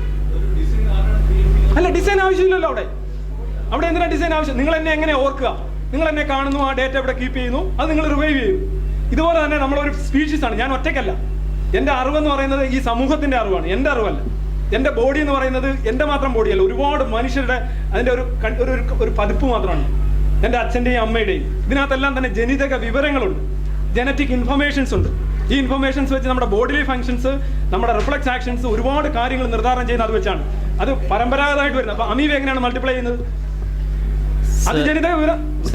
ചോദ്യങ്ങൾ ഏറ്റവും കൂടുതൽ രാഹുലിനാണ്. രാഹുലിന് പക്ഷേ തിരക്കുണ്ട്. അപ്പോൾ അതുകൊണ്ട് അദ്ദേഹം ഇതിപ്പോൾ ഞാൻ രണ്ടാമത് കൂടി ഇത്രയും ചോദ്യങ്ങൾ, അതിൻ്റെ മറുപടി ഒരു ബ്രീഫായിട്ട് പറയാൻ അദ്ദേഹം പറയാൻ ആഗ്രഹിക്കുന്നു. ജസ്റ്റ് ഒന്ന് ബ്രോഡായി പറഞ്ഞിട്ട് വേറെ കൊണ്ടല്ല. ഞാൻ ശ്രീ പ്രവീൺ പരമേശ്വരൻ, ഞങ്ങൾ തോട്ട്സ് അക്കാഡമി എന്നാണ് കമ്പനിയുടെ പേര്. ഞങ്ങളിപ്പോൾ ഗവൺമെന്റിന്റെ ASAP എന്നൊരു പ്രൊജക്ട് ഉണ്ട്. 6:30 അവിടെ എത്താന്ന് പറഞ്ഞാണ് ഓമജിയോട് ഞാൻ പറഞ്ഞിരുന്നതാണ്. അപ്പോൾ 7 അവിടെ ഒന്ന് എത്തണം എന്നുള്ളത് നല്ല ചോദ്യങ്ങളാണ്, very relevant and valid questions. ചിലതിലൊക്കെ കൈയക്ഷരം കാരണം വായിക്കാൻ കഴിയുന്നില്ല. പക്ഷേ എനിക്കൊന്ന് ഇന്റലിജന്റ് ഡിസൈനെ കുറിച്ചാണ് കൂടുതൽ ചോദ്യം. ഒരുപക്ഷെ ഞാൻ കേൾക്കാനില്ലെങ്കിലും എനിക്ക് അദ്ദേഹത്തോടും പേഴ്സണലിലെ ചോദ്യം. റിച്ചാർഡ് ഡോക്കിൻസ് എന്ന വ്യക്തി തന്നെ, ആ വ്യക്തിയെ തന്നെ എടുക്കാം, ഐൻസ്റ്റീനെ നമുക്ക് മാറ്റി വെക്കാം. അദ്ദേഹം ഇന്റലിജന്റ് ഡിസൈൻ എന്ന ആശയം അക്സെപ്റ്റ് ചെയ്യുന്നുണ്ട് എന്ന് അദ്ദേഹം അക്സെപ്റ്റ് ചെയ്യുന്നുണ്ടോ? അദ്ദേഹം ഒരു മറുപടി അല്ല അല്ല വളരെ നന്നായി അതെ, എളുപ്പമുണ്ട് അല്ല, അങ്ങനെയാണെങ്കിൽ എളുപ്പമുണ്ട്. അപ്പോ അല്ല, റിച്ചാർഡ് ഡോക്കിൻസ് പറയുന്നതിനെ അദ്ദേഹം അക്സെപ്റ്റ് ചെയ്യുന്നുണ്ടോ എന്നാണ് ചോദ്യം. എന്റെ അഭിപ്രായത്തിൽ അല്ല. ശരി, അല്ല ഒരു സെക്കൻഡ് പറഞ്ഞോട്ടെ. അപ്പോ അല്ല, ഈ കാര്യം നിങ്ങൾ ഫുള്ളായി ഇതിൽ കാണുമ്പോൾ റിച്ചാർഡ് ഡോക്കിൻസ് അഭിപ്രായം കേൾക്കാം. അതുകൊണ്ട് എന്റെ ആർഗ്യുമെന്റ് ഇതാണ്. എന്റെ ആർഗ്യുമെന്റ് ഇന്റലിജന്റ് ഡിസൈൻ എന്നുള്ള ഒരുപാട് ആംഗിളിൽ നമുക്ക് ദൈവത്തെ അല്ലെങ്കിൽ ദൈവം എന്ന ആർഗ്യുമെന്റിനെ സപ്പോർട്ട് ചെയ്യാം. ദൈവം എന്ന പ്രപ്പോസ് ആർഗ്യുമെന്റ് എന്ന് പറഞ്ഞാൽ തർക്കം നല്ലൊരു പ്രപ്പോസിനെ സപ്പോർട്ട് ചെയ്യാം. എക്സ്പീരിയൻസ് എന്ന് പറഞ്ഞു, അദ്ദേഹം അതിന്റെ ഫ്ലോസ് പറഞ്ഞു. തിയോളജി എന്ന് പറയുന്നവരുണ്ട്, കുറച്ച് പ്രിമൈസ് ബ്ലൈൻഡ് ആയിട്ട് അക്സെപ്റ്റ് ചെയ്തിട്ട് അതുകൊണ്ട് ഉള്ളതെന്ന് പറയുന്നവരുണ്ട്. അപ്പോൾ എന്റെ argument primarily is concentrated on intelligent design എന്നുള്ളതാണ് ഞാൻ പറഞ്ഞത്. അതാണ് ഞാൻ തൊട്ട് എക്സ്പ്ലെയിൻ ചെയ്തത്. എന്റെ ആർഗ്യുമെന്റ് ഇതാണ്. ഇതിനെ കൗണ്ടർ ചെയ്യാം തീർച്ചയായിട്ടും. പക്ഷേ ഞാൻ അതിൽ എന്റെ ഭാഗത്ത് ശക്തി കൂടാനായി, ന്യായീകരിക്കാനുമല്ല, ശക്തി കൂടാനായി ഉദ്ധരിക്കുന്നത് റിച്ചാർഡ് ഡോക്കിൻസ് തന്നെ എത്തീസ്റ്റ് ഫൗണ്ടേഷൻ കഴിഞ്ഞ വർഷം അഡ്മിറ്റ് ചെയ്തും he admits to intelligent design എന്ന അദ്ദേഹത്തിന്റെ വീഡിയോ ഉണ്ടെന്നാണ് എന്റെ ആർഗ്യുമെന്റ്. റിച്ചാർഡ് ഡോക്കിൻസ് പറയുന്നത്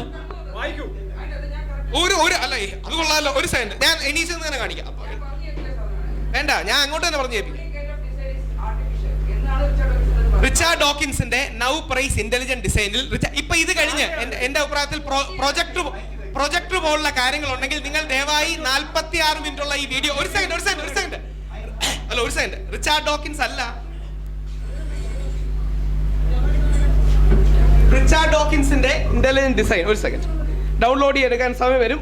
ഞാൻ ജസ്റ്റ് ഒന്ന് അതിന്റെ തുടക്കം കേൾപ്പിച്ചിട്ട് നിങ്ങൾ ദയവായി ഇത് കേൾക്കണമെന്ന് പറയുന്നത് വേറെ ഒന്നും കൊണ്ടല്ല. റിച്ചാർഡ് ഡോക്കിൻസ് ഇന്റലിജന്റ് ഡിസൈൻ എന്നുള്ള വാക്കിനെ അംഗീകരിക്കുന്നു എന്ന് പറയാനും എത്തീസ്റ്റ് ഫൗണ്ടേഷൻ അത് വരുന്നു എന്ന് പറയാനും വേണ്ടി മാത്രമാണ്. അല്ല, അത് ഫ്ലോഡ് വീഡിയോ ഒന്നുമല്ല. റിച്ചാർഡ് ഡോക്കിൻസ് സംസാരിക്കുന്നതൊക്കെ അത് മോർഫ് ചെയ്ത് ഒരു സെക്കൻഡ്. ഞാൻ ചോദിച്ച ഇതാണ്, എത്തീസ്റ്റ് ഫൗണ്ടേഷൻ അപ്ലോഡ് ചെയ്ത വീഡിയോ ഫേക്ക് ആണോ? എത്തീസ്റ്റ് ഫൗണ്ടേഷൻ അപ്ലോഡ് ചെയ്ത വീഡിയോ ഫേക്ക് ആണോ? അല്ല, ആ സാധനം ഒരു സെക്കൻഡ്, നമുക്ക് തർക്കം വേണ്ട. ആ സാധനം നിങ്ങൾ തന്നെ കേട്ട് തീരുമാനിച്ചോളുക. അങ്ങനെ ആവരുത്. ഇന്റലിജന്റ് ഡിസൈൻ, എന്റെ ആർഗ്യുമെന്റ് ഇന്റലിജന്റ് ഡിസൈൻ ബേസ് ആണ്.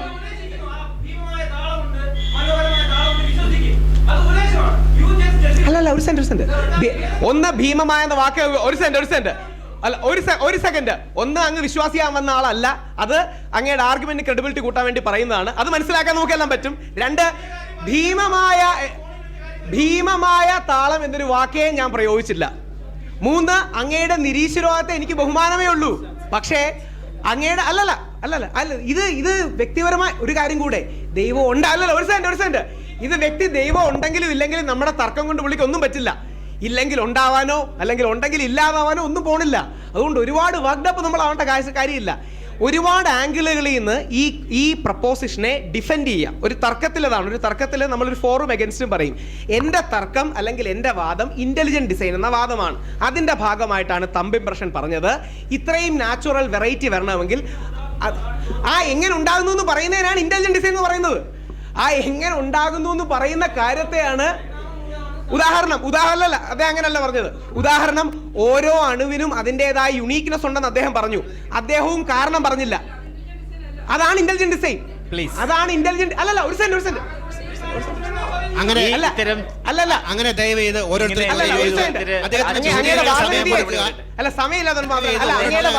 അദ്ദേഹം ചോദ്യങ്ങൾക്ക് മറുപടി പറഞ്ഞോട്ടെ.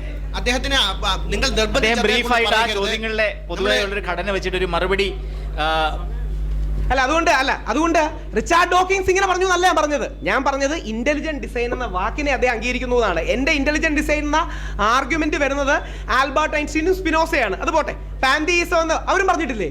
പാൻതീസം എന്ന വാക്ക് അല്ലെങ്കിൽ പാനൻതീസം എന്ന വാക്ക് അയൻസ്റ്റീനും സ്പിനോസയും അടക്കമുള്ള ഉപയോഗിച്ചിട്ടുണ്ട്. അത് നിങ്ങൾക്ക് അംഗീകരിക്കാം, അതല്ല പോയിന്റ്. പക്ഷേ ഇതാണ് എന്റെ ആർഗ്യുമെന്റ്. നമ്മളൊരു ആർഗ്യുമെന്റ് പുട്ട് ഫോർവേഡ് ചെയ്യുമ്പോൾ എന്താണ് ആർഗ്യുമെന്റ് എന്നറിയും. തീർച്ചയായും ഇത് കേട്ട ഒരാൾ ഈശ്വരവിശ്വാസിയാവോ? ഇല്ല. ഇപ്പം ഈശ്വരവിശ്വാസം, ഇപ്പം വിഷ്ണു എന്നൊരാളുണ്ട് ഈശ്വരവിശ്വാസിയാണെന്നുള്ള നിരീശ്വരവാദിയോ? ഇല്ല. പക്ഷെ നമ്മുടെ ആർഗ്യുമെന്റ് എന്താണെന്ന് ഞാൻ പുട്ട് ഫോർവേഡ് ചെയ്തതാണ്. അപ്പം എൻ്റെ ആർഗ്യുമെന്റ് ബേസിക്കലി സ്റ്റെം ചെയ്യുന്നത് ഇന്റലിജന്റ് ഡിസൈനിൽ നിന്നാണ്. ഇപ്പം ഇദ്ദേഹം നേരത്തെ കറക്റ്റായിട്ട് സൂചിപ്പിച്ചു, ചില ആൾക്കാർ ഇമോഷനിൽ നിന്നും എക്സ്പീരിയൻസിൽ നിന്നും വാദിക്കുന്നത്. ഞാൻ പ്രാർത്ഥിച്ചു, എനിക്കത് കിട്ടി, ഉദ്ദിഷ്ട കാര്യത്തിന് ഉപകാരസ്മരണം, അതുകൊണ്ട് ഞാൻ വിശ്വസിക്കും. അതല്ല എൻ്റെ ആർഗ്യുമെന്റ് എന്നും എൻ്റെ ആർഗ്യുമെന്റ് പ്രപഞ്ചത്തിന്, കോസ്മോസിന് ഒരു ഇന്റലിജന്റ് ഡിസൈൻ ഉണ്ട് എന്ന വാദമാണ്. അത് അംഗീകരിക്കാതിരിക്കാം. അതിൻ്റെ ഉപോത്ബലകമായാണ് ഞാൻ ഐൻസ്റ്റീനെ കോട്ട് ചെയ്തത്, സ്പിനോസയെ കോട്ട് ചെയ്തത്, ഡേകാർട്ടിനെ കോട്ട് ചെയ്തത്, അല്ലെങ്കിൽ ലേബിനിസിനെ കോട്ട് ചെയ്ത്, അതായത് റാഷണലിസ്റ്റ് തിങ്കേഴ്സാണ്. അപ്പോൾ എൻ്റെ ബേസിക് ആർഗ്യുമെൻറ്റ്, ഇതിൻ്റെ എല്ലാം ഒരു അടിസ്ഥാനം എനിക്ക് തോന്നുന്നു ഇന്റലിജന്റ് ഡിസൈനെ ചുറ്റിപ്പറ്റിയാണൊരു ലോകത്തിന് ദൈവവും അതോ ആവശ്യമുണ്ട്, ഒരു ആത്മീയത ആവശ്യമുണ്ടെന്നുള്ളതാണ് എൻ്റെ അഭിപ്രായം. നേരത്തെ അസോരം പറയേണ്ട, ഇപ്പോഴാണ് എനിക്ക് പല ക്വസ്റ്റ്യൻ കിട്ടിയത്. നേരത്തെ എനിക്ക് 5 ചോദ്യം തന്നിട്ടുള്ളത്, അത് ഇപ്പോഴാണ് ക്വസ്റ്റ്യൻ കിട്ടിയത്. ഒരു സ്പിരിച്വൽ ഡിസൈൻ ഉണ്ടെന്ന് തന്നെയാണ് എൻ്റെ വിശ്വാസം. സ്പിരിച്വാലിറ്റി ഉണ്ടെന്ന് തന്നെയാണ് വിശ്വാസം. അതായത് അദ്ദേഹം പറഞ്ഞ പോലെ ആ എത്തീസ്റ്റ് സ്പിരിച്വാലിറ്റിയെ ഞാൻ അംഗീകരിക്കുന്നു. എത്തീസ്റ്റ് സ്പിരിച്വാലിറ്റി എന്നൊരു കാര്യമുണ്ട്. തൻ്റെ അസ്തിത്വത്തെക്കുറിച്ച്, അർത്ഥത്തെക്കുറിച്ച്, ജീവിതത്തിൻ്റെ ആഴമേറിയ തലങ്ങളെക്കുറിച്ച് അന്വേഷിക്കുന്ന ആ രീതിയിലുണ്ട്. ഇനി ഒരു കാര്യം കൂടെ, ഈ പറയുന്നത് പോലെ തീയിസ്റ്റിക് അല്ല ഇന്ത്യൻ ഫിലോസഫിയുടെ പല ശാഖകളും. ഉദാഹരണം യോഗ ഒരു ഭാഗം കഴിഞ്ഞാൽ തീയിസ്റ്റിക് അല്ല. ശങ്കരാചാര്യർ ഒരു ഭാഗം കഴിഞ്ഞാൽ പറയുന്നത് ദൈവം മായയുടെ ഭാഗമാണെന്നാണ്. ശങ്കരാചാര്യർ ഈ കാണുന്ന രീതിയിൽ ഇന്ന് കാണുന്ന അമ്പലങ്ങൾ ക്രോഡീകരിച്ചു എന്ന് വിശ്വാസികൾ പറയുന്ന ശങ്കരൻ പറയുന്നത് ഒരു ലെവൽ കഴിയുമ്പം God is a part of Maya.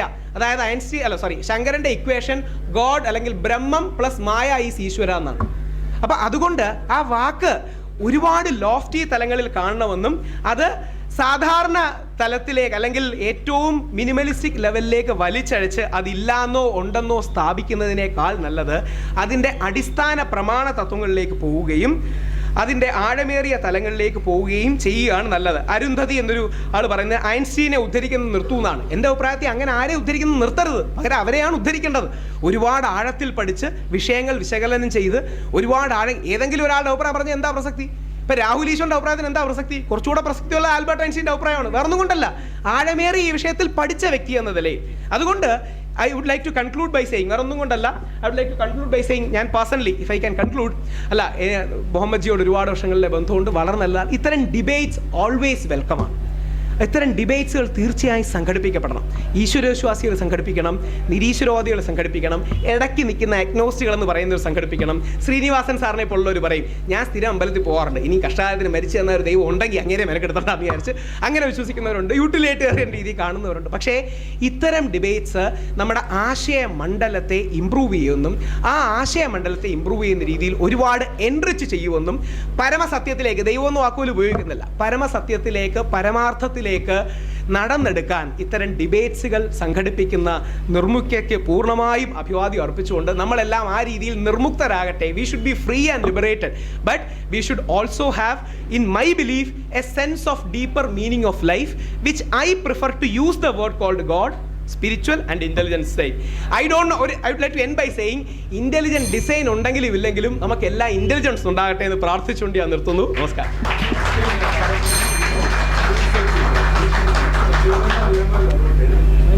To concluding, 5 minutes. ഡോക്കിൻസിന്റെ intelligence ഡിസൈനെ അദ്ദേഹം അംഗീകരിക്കുന്നു എന്നുള്ള വാദം ശരിക്കും അതൊന്നും ഒരു പരാമർശം ആവശ്യമില്ലാത്തതാണ്. അദ്ദേഹത്തിന് അത് മൊത്തം പറഞ്ഞില്ല, ആർട്ടിഫിഷ്യൽ പോട്ടെ, കാര്യമില്ല, അതിനൊന്നും പരാമർശം തന്നെ ആവശ്യമില്ല. അങ്ങനൊരു വീഡിയോ ഇല്ല, അദ്ദേഹം കാണിക്കുന്നില്ല. പോട്ടെ, ഞാനത് വേറൊരു കാര്യത്തിലേക്ക് പറയാം. അതോടൊപ്പം തന്നെ ഈ ശബരിമലയുടെ ഒക്കെ കാര്യമൊക്കെ ഞാൻ മനഃപൂർവ്വമാണ്, ഈ വിഷയം മാറിപ്പോകാതിരിക്കാനായിട്ടാണ് ഞാനത് ഇങ്ങോട്ട് വിട്ടപ്പോഴും തട്ടി മാറ്റിയത്. കാര്യം നമുക്കൊരു ചർച്ച നിൽക്കണം. ഇന്റലിജന്റ് ഡിസൈൻ എന്നുള്ള ആർഗ്യുമെന്റ് അദ്ദേഹം ശരിക്ക് ചെയ്താണോ വന്നത് എനിക്ക് സംശയം. കാര്യം വെച്ചാൽ അത് സ്പിനോസയുടെയോ ഐൻസ്റ്റീൻ്റെയോ ആർഗ്യുമെന്റ് അല്ല. അത് ശരിക്കും അബറോസ് എന്ന് പറയുന്ന ഒരു സ്പാനിഷ് മുസ്ലിം തത്വചിന്തകനാണ് അത് ആദ്യമായിട്ട് മുന്നോട്ട് വെച്ചത്. പിന്നീട് അത് ക്രിയേഷനിസ്റ്റ് ലോബി, അമേരിക്കയിലെ ക്രിയേഷനിസ്റ്റ് ലോബിയാണ് ഇത് ഇന്റലിജന്റ് ഡിസൈൻ എന്ന് പറയുന്ന ഒരു ആർഗ്യുമെന്റ് ആയിട്ട് കൊണ്ടുവരുന്നത്. ഇത് ആക്ച്വലി ഇത് ക്രിയേഷനിസമാണ്. ക്രിയേഷനിസം എന്ന് പറഞ്ഞു കഴിഞ്ഞാൽ 7 ദിവസത്തെ ക്രിയേഷനിസം അത് തന്നെയാണ് ഉദ്ദേശിക്കുന്നത്. അത് ശരിക്കും സ്കൂളുകളിൽ വിറ്റ് പോകാത്തതുകൊണ്ട് കുറേ സയന്റിഫിക് ജാർഗണൊക്കെ വെച്ചുകൊണ്ട് അവരിത് അവതരിപ്പിക്കുകയാണ് ചെയ്തത്. പക്ഷേ 2005 അമേരിക്കയിലെ ഫെഡറൽ സുപ്രീം കോർട്ട് ഇത് തള്ളുകയും ഇത് സ്കൂളിൽ നിന്ന് മാറ്റണമെന്ന് പറയുകയും ചെയ്ത സാധനമാണിത്. ഇതാണ് ഐൻസ്റ്റീനും സ്പിനോസയൊക്കെ പറഞ്ഞെന്നുള്ള തെറ്റിദ്ധാരണയിലാണ് അദ്ദേഹം ഇത്രയും നേരം പറഞ്ഞുകൊണ്ടിരുന്നത്. Actually he was mistaken, I think. ഇനി മറ്റൊന്നുള്ളത്, ചാർവാകന്മാരെ ഞാനിവിടെ കോട്ട് ചെയ്തത് ഐൻസ്റ്റീന് പകരമല്ല.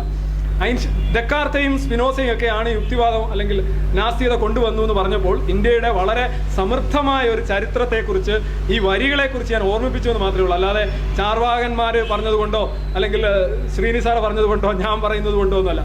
ആര് പറഞ്ഞാലും ഇല്ലെങ്കിലും ദൈവം എന്ന് പറയുന്ന മതജന്യ മനോസങ്കല്പത്തിന് തെളിവുകളില്ല. അത് വലിയ തോതിൽ സമൂഹത്തിൽ ഡിവിഷനും വിഭജനങ്ങളും ഒരുപാട് കാലുഷ്യങ്ങളും ഉണ്ടാക്കിയിട്ടുണ്ട്. അതിനെ താത്വികമായി എതിർക്കുന്നു എന്നേ ഉള്ളൂ. ഇത്തരത്തിലുള്ള പെയിന്റഡ് ഗോഡ്സ് അല്ലെങ്കിൽ ഇത്തരത്തിലുള്ള എന്താ പറയുക ശക്തി, വ്യക്തി, തരംഗം, വിറയൽ ഇങ്ങനെയൊക്കെയുള്ള സാധനം എന്ന് പറഞ്ഞു കഴിഞ്ഞാൽ ഇതൊക്കെ വെറും ബൗദ്ധിക വ്യായാമങ്ങൾ മാത്രമാണ്. എന്തോ ഭയം എന്ന് പറയുന്നത് അജ്ഞതയിൽ നിന്നാണ് വരുന്നത്.